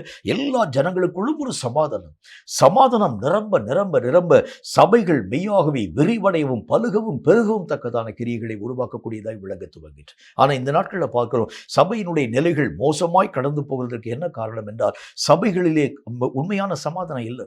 ஒருவரை ஒருவர் நேசிக்கக்கூடிய மனப்பாங்க சபையில இல்லை. அவர்கள் பலவீனம் உள்ளவர்களை சேர்த்துக் கொள்ளாமல் பலமுள்ள மக்களே ஒன்றாக இணைந்து தங்களுடைய காரியங்களை செயல்படுத்த ஆரம்பிக்கிறத பார்க்க முடியும். ஒருவர் இந்த ஒரு காரியத்தில் மெய்யாகவே பாண்டித்தியம் பெற்ற ஒரு மனுஷனா இருக்கிறான்னு வச்சுக்கோங்க. இப்போ உதாரணமாக, அதாவது அந்த சபையில் இருக்கக்கூடிய பொறுப்புகள் பலவிதமான பொறுப்புகள். ஒருத்தர் அதாவது அந்த சங்கீதத்தில் ஒரே ஒரு போர்ஷனை வாசித்து சில விளக்கங்களை சொல்லக்கூடிய பொறுப்பு அவனுடைய கையில் கொடுத்துருக்கிறான்னு வச்சுக்கோங்களேன். அவன் ரொம்ப ஒரு பலம் நிறைந்த ஒரு மனுஷன், ரொம்ப விளக்கங்களை ஆழமாய் சொல்லக்கூடிய ஒரு மனுஷன். உடனே அந்த சபை போதகரை பார்த்து சொல்றார், தம்பி நீ மாத்திரம் செய்யாத, ஒருவேளை நீ இந்த சபைக்கு வர முடியாமல் ஏதாகிலும் சில தடங்கல்கள் உன்னுடைய வாழ்க்கையிலே வருகிறது உண்டானால் ஓம் பொசிஷனில் வேறொரு மனிதன் இயங்கும்படிக்காக சில பலவீனம் உள்ள ஒரு மக்களை நீ சேர்த்து கொண்டு அவர்களுக்கும் இந்த மாதிரியான பழக்கங்கள் யாவற்றையும் பயிற்றுவிக்க வேண்டும். இவன் என்ன செய்யறான் பாருங்க, இவன் அப்படிப்பட்ட மக்களை சேர்த்து கொள்ளாமல் தன் கையிலே கொடுக்கப்பட்டிருக்கக்கூடிய பொறுப்பை நான் எப்படி மற்றவருடைய கரங்களிலே தருவேன் என்பதை பற்றி யோசித்து அவன் எல்லா விதமான காரியங்களையும் தானே செய்யக்கூடியவனாக. ஒரு நாள் அவனுக்கு வர முடியாமல் ஏதாச்சும் ஒரு பிரச்சனை வந்துச்சுன்னா அந்த சபையிலே அந்த போர்ஷன் எந்த விதமான காரியம் இல்லாமல் அப்படி நின்று போக ஆரம்பிக்கிறதை பார்க்க முடியும். இதுதான் இன்றைக்கு சபையில் இருக்கக்கூடிய பெரிய பிரச்சனை. மற்றவனுக்கு நான் இந்த காரியங்களை கற்பித்து தருகிறது எப்படி? பலவீனம் உள்ள ஒரு மனுஷனை நான் மெய்யாகவே பலமடைய பண்ணுகிறது எப்படி? ஆகவே என் கையில் கொடுக்கப்படக்கூடிய பொறுப்பை நான் யாரோடும் கூட நான் மெய்யாகவே ஷேர் பண்ணவே மாட்டேன். இது தேவனாகிய கர்த்தருடைய நியமங்களுக்கு மாறாக காணப்படக்கூடிய ஒரு வஞ்சகம். இது என்ன செய்யுது, மற்ற பலவீனம் உள்ள ஆடுகள் எங்கே தன்னோடு கூட இணைக்கப்படும்படிக்காய் உள்ள வந்துருமோ சில ஆடுகளை கொண்டு போய் மேய்ப்பர்கள் கொண்டு போய் ஒன்றா இணைச்சிருவாங்க. இணைக்கக்கூடிய நேரத்தில் இந்த இணைப்பை நான் எப்படி மெய்யாகவே தவிர்க்க முடியும்? மேய்ப்பன் அறியாமல் அந்த பலவீனமான ஆடுகளை தன்னுடைய கொம்புகளினால் முட்டவும், தன்னுடைய முன்னந்தொடையினால் மெய்யாகவே கால்களை வாரிவிடவும், தன்னுடைய அநேக விதமான காரியங்களிலே பக்கத்திலே கொண்டு போய் நெருக்கவும் தக்கதான கிரியைகளை இந்த பலமுள்ள ஆடுகள் உருவாக்குது. இதுதான் கர்த்தராகிய தேவனுடைய கோபத்திற்கு வழிமுறைகளை உருவாக்கக்கூடியதாய் விளங்க ஆரம்பிக்கிறது என்று கர்த்தருடைய வேதத்தில் பார்க்க முடியும். மூணாவது ஒரு விஷயத்தை பாருங்க. கர்த்தருடைய வேதம் சொல்லக்கூடிய மற்றும் ஒரு வார்த்தையாக கர்த்தராகிய தேவன் தம்முடைய வசனத்திலே சொல்லுகின்றார். அதே எசேக்கியேல் தீர்க்கதரிசியின் புத்தகத்தில் 34வது அதிகாரம் 16வது வசனம் இந்த வார்த்தையை நமக்கு சொல்கிறது. எசேக்கியேல் 34வது அதிகாரம் 16வது வசனம் இந்த வார்த்தையை சொல்கிறது. நான் வாசிக்கிறேன், கேளுங்க. நான் காணாமல் போனதை தேடி துரத்துண்டதை திரும்ப கொண்டு வந்து, எலும்பு முறிந்ததை காயம் கட்டி, நசல் கொண்டதை திடப்படுத்துவேன், நியாயத்திற்கு தக்கதாய் அவைகளை மேய்த்து புஷ்டியும் பலமும் உள்ளவைகளை அழிப்பேன் என்றார். கர்த்தருடைய வேத புஸ்தகத்தில் இந்த ஆடுகள் எல்லாம் இப்போ என்ன ஆயிடுச்சு அப்படின்னு பார்த்தீங்கன்னா, காணாமல் போனவைகளை தேடி துரத்துண்டதை திரும்ப கொண்டு வந்து, எலும்பு முறிந்ததை காயம் கட்டி, நசல் கொண்டதை திடப்படுத்துவேன், நியாயத்துக்கு தக்கதாய் அவைகளை மேய்த்து புஷ்டியும் பலமும் உள்ளவைகளை அழிப்பேன். ஏன் புஷ்டியும் பலமும் உள்ளவைகளை கர்த்தராகிய தேவன் அளிக்கின்றார் அப்படின்னா, இந்த ஆடுகள் எல்லாம் பலவீனமான காணப்படக்கூடிய ஆடுகள் எல்லாம் காணாமல் போயிடுச்சு. பலவீனமாய் காணப்படக்கூடிய ஆடுகள் எல்லாம் துரத்துண்டு போக ஆரம்பிச்சிருச்சு. பலவீனமாய் காணப்படக்கூடிய ஆடுகளுடைய எலும்புகள் எல்லாம் முறிக்கப்பட்டு போயிடுச்சு. பலவீனமாய் காணப்படக்கூடிய ஆடுகள் நோய் கொண்டதாய் அல்லது நசல் கொண்டதாய் மெய்யாகவே காணப்படக்கூடியதாய் விளங்கிட்டு. இதுக்கெல்லாம் யார் காரணம் அப்படின்னா, பலமுள்ளவைகளாய் காணப்படக்கூடிய இந்த ஆடுகள். சில ஆடுகளை சபை விட்டு துரத்திடுவாங்க. சில ஆடுகளை மெய்யாகவே துரத்துண்டு போகக்கூடிய அளவிற்கு அவங்களுக்கே தெரியும். இந்த ஆடுகள் அதாவது மெய்யாகவே துரத்துண்டு போக ஆரம்பிக்கிறது உண்டான வேற சபையிலும் போய் சேராது. எங்காகிலும் வனாந்தர வெளியிலே அலைந்து அநேக விதமான மிருகங்களினால் மெய்யாகவே பீருண்டு போகக்கூடிய அந்த நிலைகளின் ஊடாக கடந்து போகிறது பார்க்க முடியும்.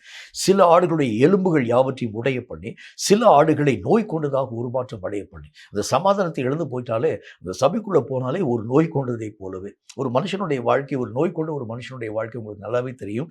எதிலும் அவனுடைய மனம் நாட்டமாக இருக்கவே இருக்காது. எந்த ஒரு காரியத்தையும் அவன் சந்தோஷமா ஏற்றுக்கொள்ள முடியாது. அவன் எந்த ஒரு சாப்பாட்டை விரும்பி சாப்பிடுகிறானோ அந்த சாப்பாட்டை கொண்டு கொடுத்தா கூட அவனால் அந்த சாப்பாட்டை சாப்பிட முடியாத காரணம் அவனுடைய சரீரத்திலே நோய் கொண்ட ஒரு நிலை. இந்த மாதிரி நோய் கொண்ட ஒரு மனுஷனை போலவே இந்த பலமுள்ள ஆடுகள் அவைகளை உருவாக்க துவங்க ஆரம்பிக்கிறது. எப்படிப்பட்ட காரியத்தை கர்த்தருடைய வசனத்தை பற்றி நீங்கள் அவங்ககிட்ட பேசினாலும் அவர்களால் அவைகளை செவி கொடுத்து கேட்க முடியாது. காரணம் என்ன? இந்த முரட்டு ஆடுகள் பக்கத்தில் உட்கார்ந்துருக்கு. பலமுள்ள ஆடுகள் பக்கத்தில் உட்கார்ந்துருக்கு. எனக்கு தர வேண்டிய ஆகாரங்கள் எல்லாவற்றையும் என் தேவனாகிய கர்த்தர் தரக்கூடியவராய் விளங்க ஆரம்பித்தாலும் இவைகள் என்னுடைய வாயிலே இருக்கும் பொழுது இவைகள் எல்லாவற்றையும் பிடுங்கிக் கொண்டு போகக்கூடிய பலமுள்ள ஆடுகள் பக்கத்தில் உட்கார்ந்துருக்கு. உனக்கு இன்றைக்கு ஆண்டவராகிய தேவன் என்ன காரியத்தை தந்தார், என்ன விஷயத்தை ஆண்டவராகிய தேவன் தந்தார், அவைகளை நாங்கள் பறித்து கொண்டு போக வேண்டும் என்று சொல்லக்கூடிய நிலையோடு கூட காணப்படக்கூடிய பலமுள்ள ஆடுகளை பார்க்கும் பொழுதே பலவீனம் உள்ள ஆடுகள் மெய்யாகவே நோய் கொண்டதை போல விளங்க ஆரம்பிக்கிறதை பார்க்கும். அவங்களை பார்க்கும் போதே பயம், அவங்களை பார்க்கும்போது வேதனை. உங்களுக்கே தெரியும், ஸ்கூல்ல படிக்கக்கூடிய நேரத்தில் சில முரட்டு மாணவர்கள் இருக்கக்கூடிய நிலைகளை பார்க்க முடியும். நம்முடைய கிளாஸ்லேயே இருப்பாங்க. இந்த முரட்டு மாணவர்கள் பல காரியங்களை செய்யக்கூடிய மக்களாய் அந்த கிளாஸை தன்னுடைய கண்ட்ரோலுக்கு கீழாக வைத்திருக்கக்கூடிய நிலைகளை இருக்கிறத பார்க்க முடியும். யாராகிலும் ஒருவன் தன்னுடைய கையில காசு வச்சிருந்தா உடனே பிடிக்கிட்டு போயிடுவான். ஏதாச்சும் ஒரு தின்பண்டம் வைத்திருக்கிறது உண்டாலும் பிடிங்கி கொண்டு போக ஆரம்பிச்சிடுவான். ஒருவேளை அந்த பண்டத்தை அவன் கொடுக்க அந்த காரியங்கள் யாவற்றையும் கொடுக்காது இருக்கிறது உண்டாலும் அந்த பையனை அடிச்சு காரியங்கள் யாவற்றையும் பிடிங்கி கொண்டு போகிறத பார்க்க முடியும். இப்படிப்பட்ட மக்கள் இருக்கக்கூடிய அந்த கிளாஸுக்கு போகக்கூடிய பலவீனமான மக்கள் அந்த கிளாஸுக்கு போறதுக்கே பயப்பட ஆரம்பிப்பாங்க. அவங்கள பார்க்கும்போது இந்த ஸ்கூல்னு சொன்னாலே அவங்க அறியாத ஒரு பயம். காரணம் என்ன? அந்த மாணவர்களினுடைய நிலைகளை பார்க்கும் பொழுது, யோசிக்கும் பொழுது, இன்னைக்கு அவன் எனக்கு என்ன விதமான காரியத்தை செய்ய போகிறான், என்ன விதமான வம்பு வழக்க போகின்றார், என்ன காரியத்தின் ஊடாக என்னை மெய்யாகவே அழைத்து கொண்டு போக போகிறான், எத்தனை விதமான காயத்தை என்னுடைய வாழ்க்கையை உருவாக்க போகிறான், ஒரு பயத்தோடு கூட நிறைய நாட்கள் ஸ்கூலுக்கு போகாமலே லீவு போடக்கூடிய நிலைகளை பார்க்க முடியும். இதே மாதிரி நிறைய ஜனங்கள் சபைகளுக்கு வராமல் போவதற்கு என்ன காரணம் தெரியுமா? இந்த பலமுள்ள ஆடுகள் அவைகளை மெய்யாகவே துரத்துண்டு போக செய்யக்கூடிய விளங்கிற்று. இந்த பலமுள்ள ஆடுகள், அந்த ஆடுகள் மெய்யாகவே காணப்பட முடியாமல் எங்கோ சிதறி போகக்கூடிய அளவிற்காக இனி எங்களுக்கு சபையும் வேண்டாம், ஊழியமே வேண்டாம், ஒண்ணுமே வேண்டாங்க, இந்த ஊழியத்தினுடைய காரியமே எங்களுக்கு வேண்டாம், ஆண்டவராக தேவனை வேண்டாம், எதுவுமே வேண்டாம் என்று சொல்லி சிதறி போக பண்ணக்கூடிய நிலைகளை உருவாக்குகிறது யார் அப்படின்னா இந்த பலமுள்ள ஆடுகள். கர்த்தராகிய தேவன் காணாமல் போன எல்லா ஆடுகளையும் தேடிக்கொண்டு வந்தார். அநேகம் விதமான மெய்யாகவே கர்த்தருடைய வேதம் சொல்கிறதைப் போல துரத்துண்டு போகக்கூடிய ஆடுகளையும் மீண்டும் மந்தையிலே கொண்டு வந்து சேர்த்தார். எலும்புகள் எல்லாம் முறிந்து போன நிலைகள். எலும்பு முறிந்து போகிறதுனா உங்களுக்கு தெரியும். ஒரு எலும்பு தான் ஒரு மனுஷனுக்கு ஒரு ஸ்ட்ரக்சரை உருவாக்கக்கூடிய வலிமை பெற்றது. ஒரு மனுஷனுக்கு எலும்பே இல்லை என்று சொன்னால் அவருடைய உருவத்தை நீங்கள் வந்து கற்பனை பண்ணி பாருங்க. அது வந்து எந்த ஒரு உருவமாக உங்களாலும் என்னாலும் மெய்யாகவே அந்த காரியங்களை சொல்ல முடியாது. அது உருண்ட வடிவமா, அல்லது வந்து நீளமா இருக்கக்கூடியதா, அல்லது வந்து அது வந்து எந்த விதமான வடிவமைப்பில் காணப்படக்கூடியது உங்களாலும் என்னாலும் பேச முடியாது. இந்த எலும்புகள் தான் ஒரு மனிதனுக்கு உருவத்தை தரக்கூடியது. இப்ப இந்த எலும்பு முறிஞ்சு போயிடுச்சுன்னா என்ன அர்த்தம் பாருங்க, அவனுடைய உருவத்தையே அவன் இழந்து போக ஆரம்பிச்சிடும். சபையில அவனுக்கு என்ன விதமான பொறுப்பு கொடுக்கப்படுதோ அது ஒண்ணுமில்லாம போயிடும். எந்த காரியத்திற்கும் லாயக்கற்றவனை போல அவன் மெய்யாகவே காணப்பட ஆரம்பிக்கின்றார். குறைந்த ஒரு வாழ்க்கை வாழக்கூடியவனாய் விளங்கி விடுகின்றார். மட்டுமல்லாமல் வேதம் சொல்லக்கூடிய மற்றும் ஒரு வார்த்தையின் அடிப்படையில் எல்லா விதமான அந்த வியாதிப்பட்ட ஆடுகளைப் போல இப்படிப்பட்ட அநேகம் விதமான காரியங்கள் யார் மூலமாய் உருவாக்கப்படுகிறது சொன்னால், புஷ்டியாய் காணப்படக்கூடிய அநேகம் விதமான இந்த பலமுள்ள ஆடுகளின் மூலமாக. அதனாலதான் கர்த்தராகிய தேவன் சொல்லுகின்றார், ஆடுகளுக்கும் நான் நியாயம் தீர்க்கப் போகின்றேன். ஆட்டுக்கடாக்களுக்கும் அதன் பின்பதாக வெள்ளாட்டுக்கடாக்களுக்கும் நான் நியாயம் தீர்ப்பேன். ஏனென்றால் இவைகள் பலவீனமானவைகளை சேர்த்துக் கொள்ளாமல் பலவீனம் உள்ளவைகளை இன்னும் நோய் கொண்டவைகளாய் உருவாக்க துவங்கிற்று. இன்னும் அவைகளுடைய பலவீனத்தை அதிகரிக்க பண்ணக்கூடியதாய் விளங்கிற்று. கர்த்தருடைய வசனம் என்ன போட்டுக்கு, சபையில வந்தா பலவீனம் உள்ளவன் எவரும் தன்னை பலவான் என்று சொல்லணும். ஆனா இவர்கள் இன்னும் பலவீனத்தை அதிக பலவீனப்படுத்த ஆரம்பிக்கிறாங்க. அப்படின்னா சபையினுடைய திட்டத்தையே அவர்கள் மாற்றி அந்த காரியங்கள் யாவற்றையும் உருவாக்கி கொண்டு வருகிறத பார்க்க முடியும். இவைகள் எல்லாவற்றுக்கும் என்ன காரணம்? வஞ்சிக்கக்கூடிய வஞ்சகம். ஆண்டவராகிய தேவன் சொல்லுகின்றார், பலமுள்ளவன் எவனும் தன்னுடைய பலத்தை குறித்து மேன்மை பாராட்டக்கூடாது.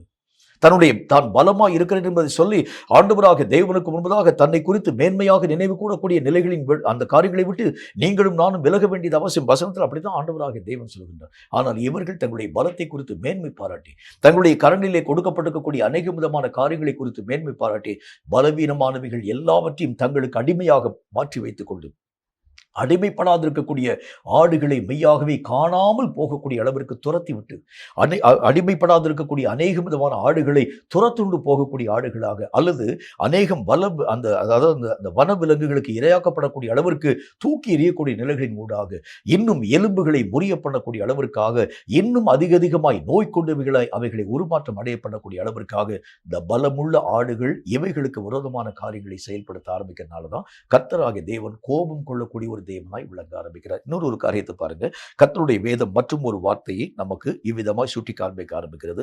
அதே எசேக்கியேல் தீர்க்கதரிசியின் புத்தகத்துல 34வது அதிகாரம் 17வது வசனம் இந்த வார்த்தையை நமக்கு சொல்லுகிறது. 34வது அதிகாரம் 17வது வசனத்தை நான் மீண்டும் வாசிக்கிறேன், கேளுங்கள். என் மந்தையே, கர்த்தராகிய ஆண்டவர் சொல்லுகிறது என்னவென்றால், இதோ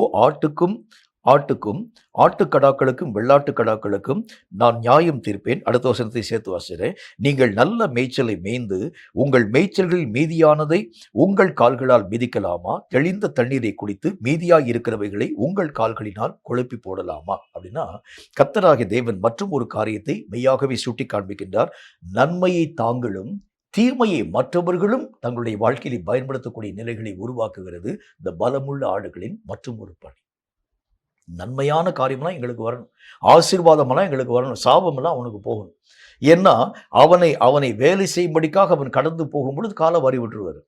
அவன் மெய்யாகவே கீழே விழக்கூடிய நேரத்தில் அவன் செய்யக்கூடிய பணிகளை செய்யாமல் போகிறதுனால மேலே இருக்கக்கூடிய சபை போதகர் அநேக விதமான திட்டக்கூடிய வார்த்தைகளை அவனுடைய கரங்களிலே தந்துவிட்டு, இவன் செய்யக்கூடிய வேலைகளிலே சரியான காரியங்களை செய்யக்கூடிய ஒரு மனிதனாய் இயங்கி நல்ல பேரை இவன் வாங்கி கொள்ளுவான், கெட்ட பேரை அவனுடைய கரங்களிலே மெய்யாகவே உருவாக்கி கொண்டு வருகிறதை பார்க்க முடியும். சில பேருடைய வாழ்க்கையில சில பேருடைய அழைப்பே இப்படிதான் இருக்கும். சில பேர் சபையில் இருக்கக்கூடிய மக்களுடைய பெரும்பான்மையான மக்களுடைய நிலை இப்படியே காணப்படுகிறதை பார்க்க முடியும். நல்ல பேரெல்லாம் தனக்காக வைத்துக் கொள்வார். மற்றவர்கள் நல்ல பேரை எடுக்க முடியாத அளவிற்கு என்னென்ன தடைகளை உருவாக்க முடியும், அவங்கள வேலை பார்க்க விடாத அளவிற்காக, அவங்க செய்யக்கூடிய பணிகளிலே இயங்க விடாத அளவிற்கான காரியங்களை உருவாக்கி போதகர்கிட்ட எப்படியாச்சும் அவனுக்கு வந்து திட்டு வாங்கி கொடுக்க வேண்டும். சில ஸ்கூல்லையும் நீங்கள் வந்து பார்க்க முடியும். சில பிள்ளைங்க செய்யக்கூடிய காரியம் என்ன, மற்றவர்களை எப்படியெல்லாம் டீச்சருக்கு முன்பதாக நான் திட்டு வாங்கும்படியான காரியங்களை செய்ய முடியும். இதே மாதிரி இந்த நாளில் திருச்சபையில் இதே மாதிரி இந்த மாதிரி கர்த்தருடைய நியமங்களில் கர்த்தராகிய தேவனால் அவர்கள் சபிக்கப்படக்கூடிய அளவிற்காக, கர்த்தருடைய நன்மைகளை அவர்கள் பெற முடியாத அளவுக்காக, நன்மையெல்லாம் எனக்கு தான் வரணும், தீமையெல்லாம் அவன் மேல் கடந்து போக வேண்டும் என்கிற ஒரு நிலை ஆண்டவராகிய தேவன் சொல்லுகின்றார். வேத புஸ்தகத்தில் போடுறது, தீமையை நான் பெற்றுக்கொண்டு நன்மையை என்னுடைய பிள்ளைகளுக்கு நான் தரணும். அதுதான் கர்த்தருடைய சித்தம். என்னுடைய வாழ்க்கையிலே பாடுகளை நான் ஏற்றுக்கொண்டு என்னுடைய பிள்ளைகள் நல்ல வாழ்க்கையை வாழும்படிக்காக சூழ்நிலைகளை நான் உருவாக்க வேண்டும். ஆண்டவராகிய தேவனால் உருவாக்கப்பட்டிருக்கக்கூடிய அப்போஸ்தலர்களுடைய வாழ்க்கையிலே அவர்கள் என்ன காரியத்தை பேச ஆரம்பிச்சாங்க? நாங்கள் மெய்யாகவே மெய்யாகவே எல்லா ஜனங்களாலும் புறக்கணிக்கப்பட்டால் சந்தோஷமா ஏற்றுக்கொள்கிறோம். நீங்கள் நல்ல முறையில் காணப்பட்டால் போதும். அப்படிதான் அவர் தன்னுடைய நிருபத்தில் எழுத ஆரம்பிக்கின்றார். நீங்கள் எல்லா விதமான காரியத்திலே மேன்மை அடைய வேண்டும். நாங்கள் மெய்யாகவே எல்லா மக்களாலும் புறம்பே தள்ளப்பட ஆரம்பித்தாலும் பரவாயில்ல, நீங்கள் மேன்மையான ஒரு காரியத்தின் ஊடாக இருக்கிறீர்களே, இதுவே எங்களுடைய மனதிலே பெரிய ஒரு சந்தோஷத்தை உருவாக்குகிறது. இப்படிதான் ஆரம்ப காலங்களிலே காணப்படக்கூடிய ஊழியங்களுடைய நிலைகள் இருக்க ஆரம்பிச்சிச்சு. ஆனா இன்றைக்கு அநேக விதமான விசுவாச மார்க்கத்தாருடைய மனசுல சாத்தான் எதை தோற்றுவிக்க ஆரம்பிக்கிறார்? எது வஞ்சகம் அப்படின்னா மற்றவர்களை நீங்களும் நானும் தூக்கி நிறுத்தி, நான் ஒருவேளை மெய்யாகவே இந்த ஒரு காரியத்தினாலே அநேகம் இழப்புகளை சந்திக்க ஆரம்பித்தாலும் கூட மற்றவனுடைய உயர்வை பார்த்து சந்தோஷப்படுகிறதுதான் கர்த்தருடைய சித்தம். ஆனால் இவர்களோ மற்றவர்களை தங்கள் கால்களின் கீழாக போட்டு நசுக்கி தாங்கள் தங்களை மேலாக நிலைநிறுத்தக்கூடிய அனுபவத்தின் ஊடாக அழைத்துக் கொண்டு போகக்கூடிய தன்மைகள் எல்லாம் வஞ்சிக்கக்கூடிய வஞ்சகம். நன்மையெல்லாம் நான் பெற்றுக்கொள்வேன், தீமையெல்லாம் அவனுக்கு வர வேண்டும். ஆண்டவருடைய நாமத்தினாலே ஆசீர்வாதங்களை நான் பெற்றுக்கொள்வேன், அநேகம் சாபங்கள் அவனுடைய வாழ்க்கையில வர வேண்டும். எல்லா விதமான மக்களுக்கு முன்பதாக நான் மேன்மைப்படுத்தப்பட வேண்டும், அவனை எல்லா ஜனங்களும் இகழ்ந்து பேச வேண்டும். இந்த கருத்து வேறுபாடுகள் பலமுள்ள ஆடுகளுடைய வாழ்க்கையிலே காணப்பட ஆரம்பிக்கிறதுனால இன்றைக்கு சபையிலே ஆண்டவராகிய தேவன் வைத்திருக்கக்கூடிய ஒழுங்கு முறைகளை அவர்கள் மீறி தீமையான காரியங்களை பழியாக பலவீனமாக காணப்படக்கூடிய மக்கள் மேல் சுமத்தி தீமை இல்லாத நன்மையான காரியங்களை தங்கள் வசமாய் அவர்கள் எடுத்துக்கொண்டு எல்லாருடைய கண்களுக்கு முன்பதாக நன்மை செய்யக்கூடிய மக்களைப் போல தங்களை காண்பித்து மற்ற மக்களையோ அவர்கள் தீமையாக உருவகப்படுத்த ஆரம்பிக்கிறதை பார்க்க முடியும். ரொம்ப ஜாக்கிரதையாயிருங்க. இவைகள் எல்லாம் சாத்தானால் உருவாக்கப்படக்கூடிய வஞ்சகம். கர்த்தருடைய சட்ட திட்டம் எப்படிப்பட்டது அப்படின்னா, பலவீனம் உள்ளவர்களை தாங்க வேண்டும், பலவீனம் உள்ளவர்களுக்கு உதவி செய்ய வேண்டும், பலவீனம் உள்ளவர்களுக்காக நீங்கள் ஜெபிக்க வேண்டும். பலவீனத்திலே ஆண்டவராகிய தேவனுடைய பலம் அவருடைய வாழ்க்கையிலே விளங்கும்படிக்காக அவர்களை கர்த்தருடைய பலத்திற்கு நேராக நீங்கள் குடும்பை நிறுத்த வேண்டியது அவசியம். ஆனால் இவங்களோ பலவீனமானவைகளை இன்னும் பலவீனப்படுத்தி அவைகளை நோய் கொண்டவைகளாக மெய்யாகவே உருவாக்க செய்து அவைகளை துரத்துண்டு போகக்கூடிய காரியங்களின் ஊடாக அழைத்து கொண்டு போய் அவைகளை மெய்யாகவே தேடி காணவே முடியாத அளவுக்கு எங்கோ தொலைந்து போகக்கூடிய நிலைகளின் ஊடாக அழைத்து கொண்டு போகக்கூடிய நிலைகள் எல்லாம் விசுவாச மார்க்கத்தார்களுக்குள் உருவாக்கப்படுகிறதன் காரணம் கர்த்தருடைய வேதம் சொல்கிறதை போல வஞ்சிக்கக்கூடிய வஞ்சகம் சபைகளுக்குள்ளாக வந்தாயிற்று என்று கர்த்தராகிய தேவன் பேசுகிறார். கேட்கும் கர்த்தருடைய பிள்ளை ரொம்ப ஜாக்கிரதையாயிருங்க. சபைகளில் என்னால் ஒருவன் இடருண்டு போகிறது உண்டானால் ஆண்டவராகிய தேவனுடைய நியாய தீர்ப்பு என்மேல் வரும் என்கிறதை நான் முதல் காரியம் புரிஞ்சுக்கிறேன். நான் ஒருவனுக்கு இடலை தரக்கூடாது, நான் அவனை தட்டி எழுப்ப வேண்டியது அவசியம். கர்த்தராகிய தேவனுக்குள் ஊன்ற கட்ட வேண்டியது அவசியம். அதான் கர்த்தருடைய சட்டத்திட்டம்.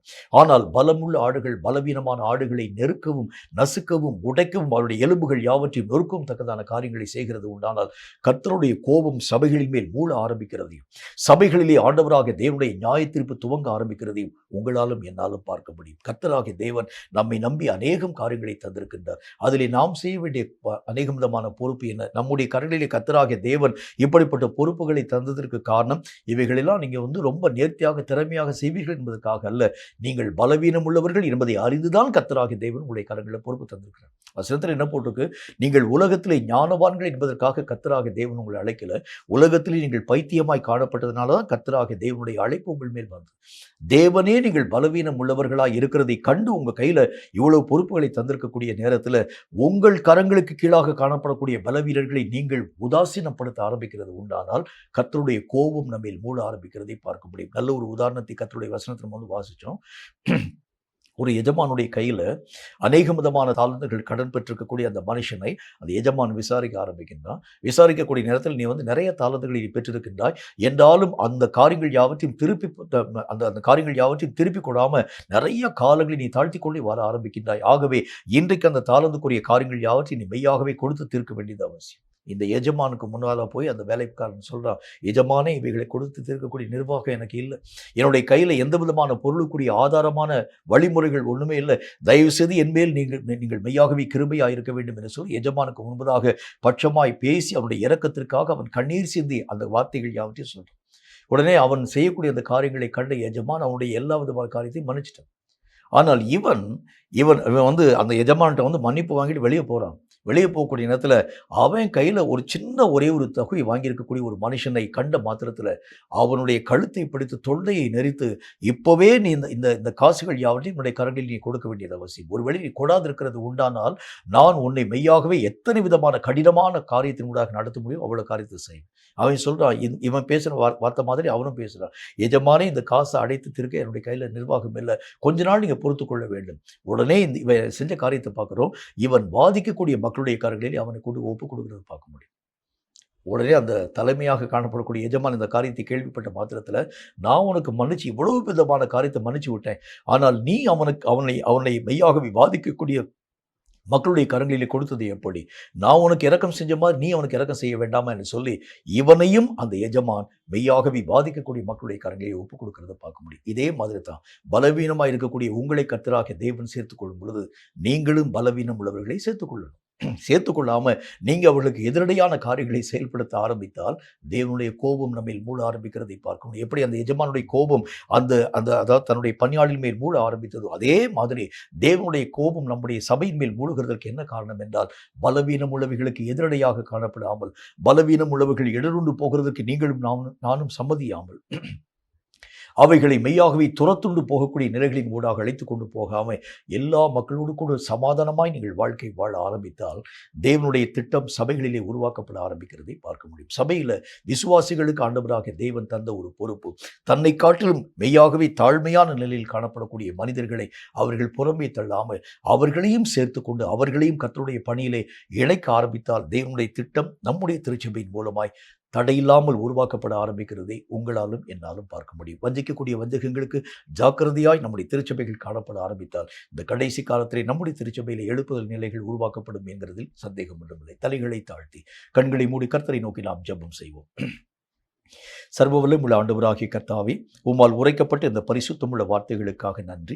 நீர் பேசின இந்த வார்த்தைகளின் அடிப்படையில் ஒரு விசுவாசி எத்தனை விதமான தேவனுக்கு விரோதமான காரியங்களை செயல்படுத்துகிறான் என்பதை பற்றி கர்த்தர் திட்டமும் தீர்க்கமான வார்த்தைகளின் மூலம் எங்களோடு கூட பேசிக்கொண்டு வந்தீர். கர்த்தாவே, ஆடுகளுக்கும் ஆட்டுக்கடாக்களுக்கும் வெள்ளாட்டுக்கடாக்களுக்கும் நியாயம் விசாரிப்பேன் என்கிறதை பற்றி கர்த்தருடைய வேதத்தில் நாங்கள் கற்றுக்கொள்ள ஆரம்பித்தோம். இப்படிப்பட்ட நியாய தீர்ப்பு வருகிறதுக்கு என்ன காரணம் என்று சொன்னால், வேதத்தில் நாங்கள் வாசிக்கிறதை போல நல்ல மேய்ச்சலை அவர்கள் சாப்பிட்டு மீதியானதை தங்களுடைய கால்களினால் நசுக்கி போடக்கூடிய நிலைகள் தேவனுடைய கோபத்தை அதிகரிக்க பண்ணக்கூடியதாக, கர்த்தருடைய வேதத்தில் நாங்கள் வாசித்ததை போல பலவீனமானவைகள் எல்லாவற்றையும் மெய்யாகவே கர்த்தருடைய நாமத்தினாலே சிதறண்டு போகக்கூடிய காரியங்களை உருவாக்கக்கூடியதாக, புஷ்டியும் பலமும் உள்ளவைகளாக மற்ற எல்லா விதமான ஆடுகளையும் மெய்யாகவே எலும்புகளை முறிய பண்ணவும் காணப்படாமல் போக பண்ணவும் அநேக விதமான கர்த்தாவே உமக்கு ஸ்தோத்திரம் கர்த்தாவே, அந்த ஆடுகள் யாவற்றுக்கும் இடர்களை உருவாக்கவும் நசல் கொண்டவைகளாக உருவாக்கவும் தக்கதான கிரியைகளை நாங்கள் செயல்படுத்த ஆரம்பிக்கிறதுனாலும் மட்டுமல்லாமல் நன்மையை தாங்களும் தீமையை பலவீனம் உள்ளவர்களுடைய கரங்களிலே கொடுக்கத்தக்கதாக பாரபட்சம் பார்க்கக்கூடிய நிலைகளின் ஊடாக கடந்து போகிறதுமே தேவனுடைய கோபத்திற்கு அவைகள் எல்லாவற்றையும் உருவாக்கக்கூடியதாக கர்த்தராகிய தேவன் எங்களோடு கூட பேசி சொன்ன வார்த்தைக்காக சோத்திரம். இந்த வார்த்தைகளை கற்றுக்கொண்ட நாங்கள் இந்த வார்த்தைகளை நாங்கள் எங்களுடைய வாழ்க்கையிலே பயன்படுத்த கருவிகளை தருவீராக. ஒருவேளை எங்களுடைய வாழ்க்கையில இப்படிப்பட்ட ஏதாகிலும் சுபாவங்கள் இருக்கிறது உண்டானால், நாங்கள் சபைக்கு இடர்களை தரக்கூடிய ஒரு மக்களாக இருக்கிறது உண்டானால், எங்கள் நிமித்தம் சபையிலே கர்த்தருடைய கோபம் மூளாதற்கும் படிக்காக நாங்கள் எங்களை சீர்படுத்தி தேவனாகிய கர்த்தருக்குள் எங்களுடைய நிலைகளை ஆண்டவருக்கு பிரியமுள்ளதாக மாற பண்ண இன்றைக்கு எங்கள் ஒவ்வொருவரையும் நீர் உருமாற்றம் அடைய செய்ய வேண்டும் என்று நாங்கள் வேண்டிக் கொள்கிறோம். கற்று நிச்சயித்துக்கொண்டு இந்த வசனங்களிலே நிலைத்திருந்து உம்முடைய நாமத்தை மகிமைப்படுத்த நேரே கிருபை தர வேண்டும் என்று இயேசு கிறிஸ்துவின் நாமத்தினால் வேண்டிக் கொள்கிறோம் எங்கள் பரிசுத்தமுள்ள நல்ல பிதாவே. ஆமீன், ஆமீன். இந்த வார்த்தைகளை கேட்ட உங்கள் ஒவ்வொருவரையும் கர்த்தர் அளவில்லாமல் ஆசீர்வதிப்பாராக. சபைக்கு அநேக விதமான தேவனுடைய கோபத்தை மூட்டக்கூடிய ஒரு மக்களாக இல்லை, சபைக்கு தூண்களாக நீங்களும் நானும் இயங்கும்படிக்காக கர்த்தருடைய நாமத்தினால பலவீனம் உள்ள எல்லா ஜனங்களையும் சேர்த்து கொண்டு அவைகளுக்கு இடர்களை உருவாக்கி விடாத அளவிற்கு அவைகளை கர்த்தராகிய தேவனுக்குள் நீங்கள் வளர பண்ணக்கூடிய அளவிற்கான கிரியைகளை செய்கிறது உண்டானால் தேவனுடைய சந்தோஷத்தையும் சமாதானத்தையும் நாம் நம்முடைய சபையிலே பெற்றுக்கொள்கிறது மட்டுமல்லாமல் தேவனுடைய திட்டம் நம்முடைய சபையிலே உருவாக்கப்படுகிறதை கண்கூடாய் உங்களாலும் என்னாலும் பார்க்க முடியும் என்கிறதில் சந்தேகம் ஒன்றுமில்லை. கர்த்தர் இதோ சீக்கிரம் வருகிறார். மாரநாதா. பிரியமானவர்களே, சபையின் விசுவாசிகள் நடுவே காணப்படுகிற வஞ்சகங்களை பற்றி அறிந்து கொண்டோம். நம்மை நாமே நிதானித்து பார்த்தால் நாம் நியாயம் தீர்க்கப்படும். பலவீனர்களை சிதற பண்ணி புறம்பாக்கி போடும் கிறிஸ்தவர்களாய் காணப்படாமல் ஒருவரை ஒருவர் தாங்கும் சபைகளாய் நம் சபைகள் காணப்பட ஜெபிப்போம். கர்த்தர் நம்மை பாதுகாப்பாராக. ஆமென்.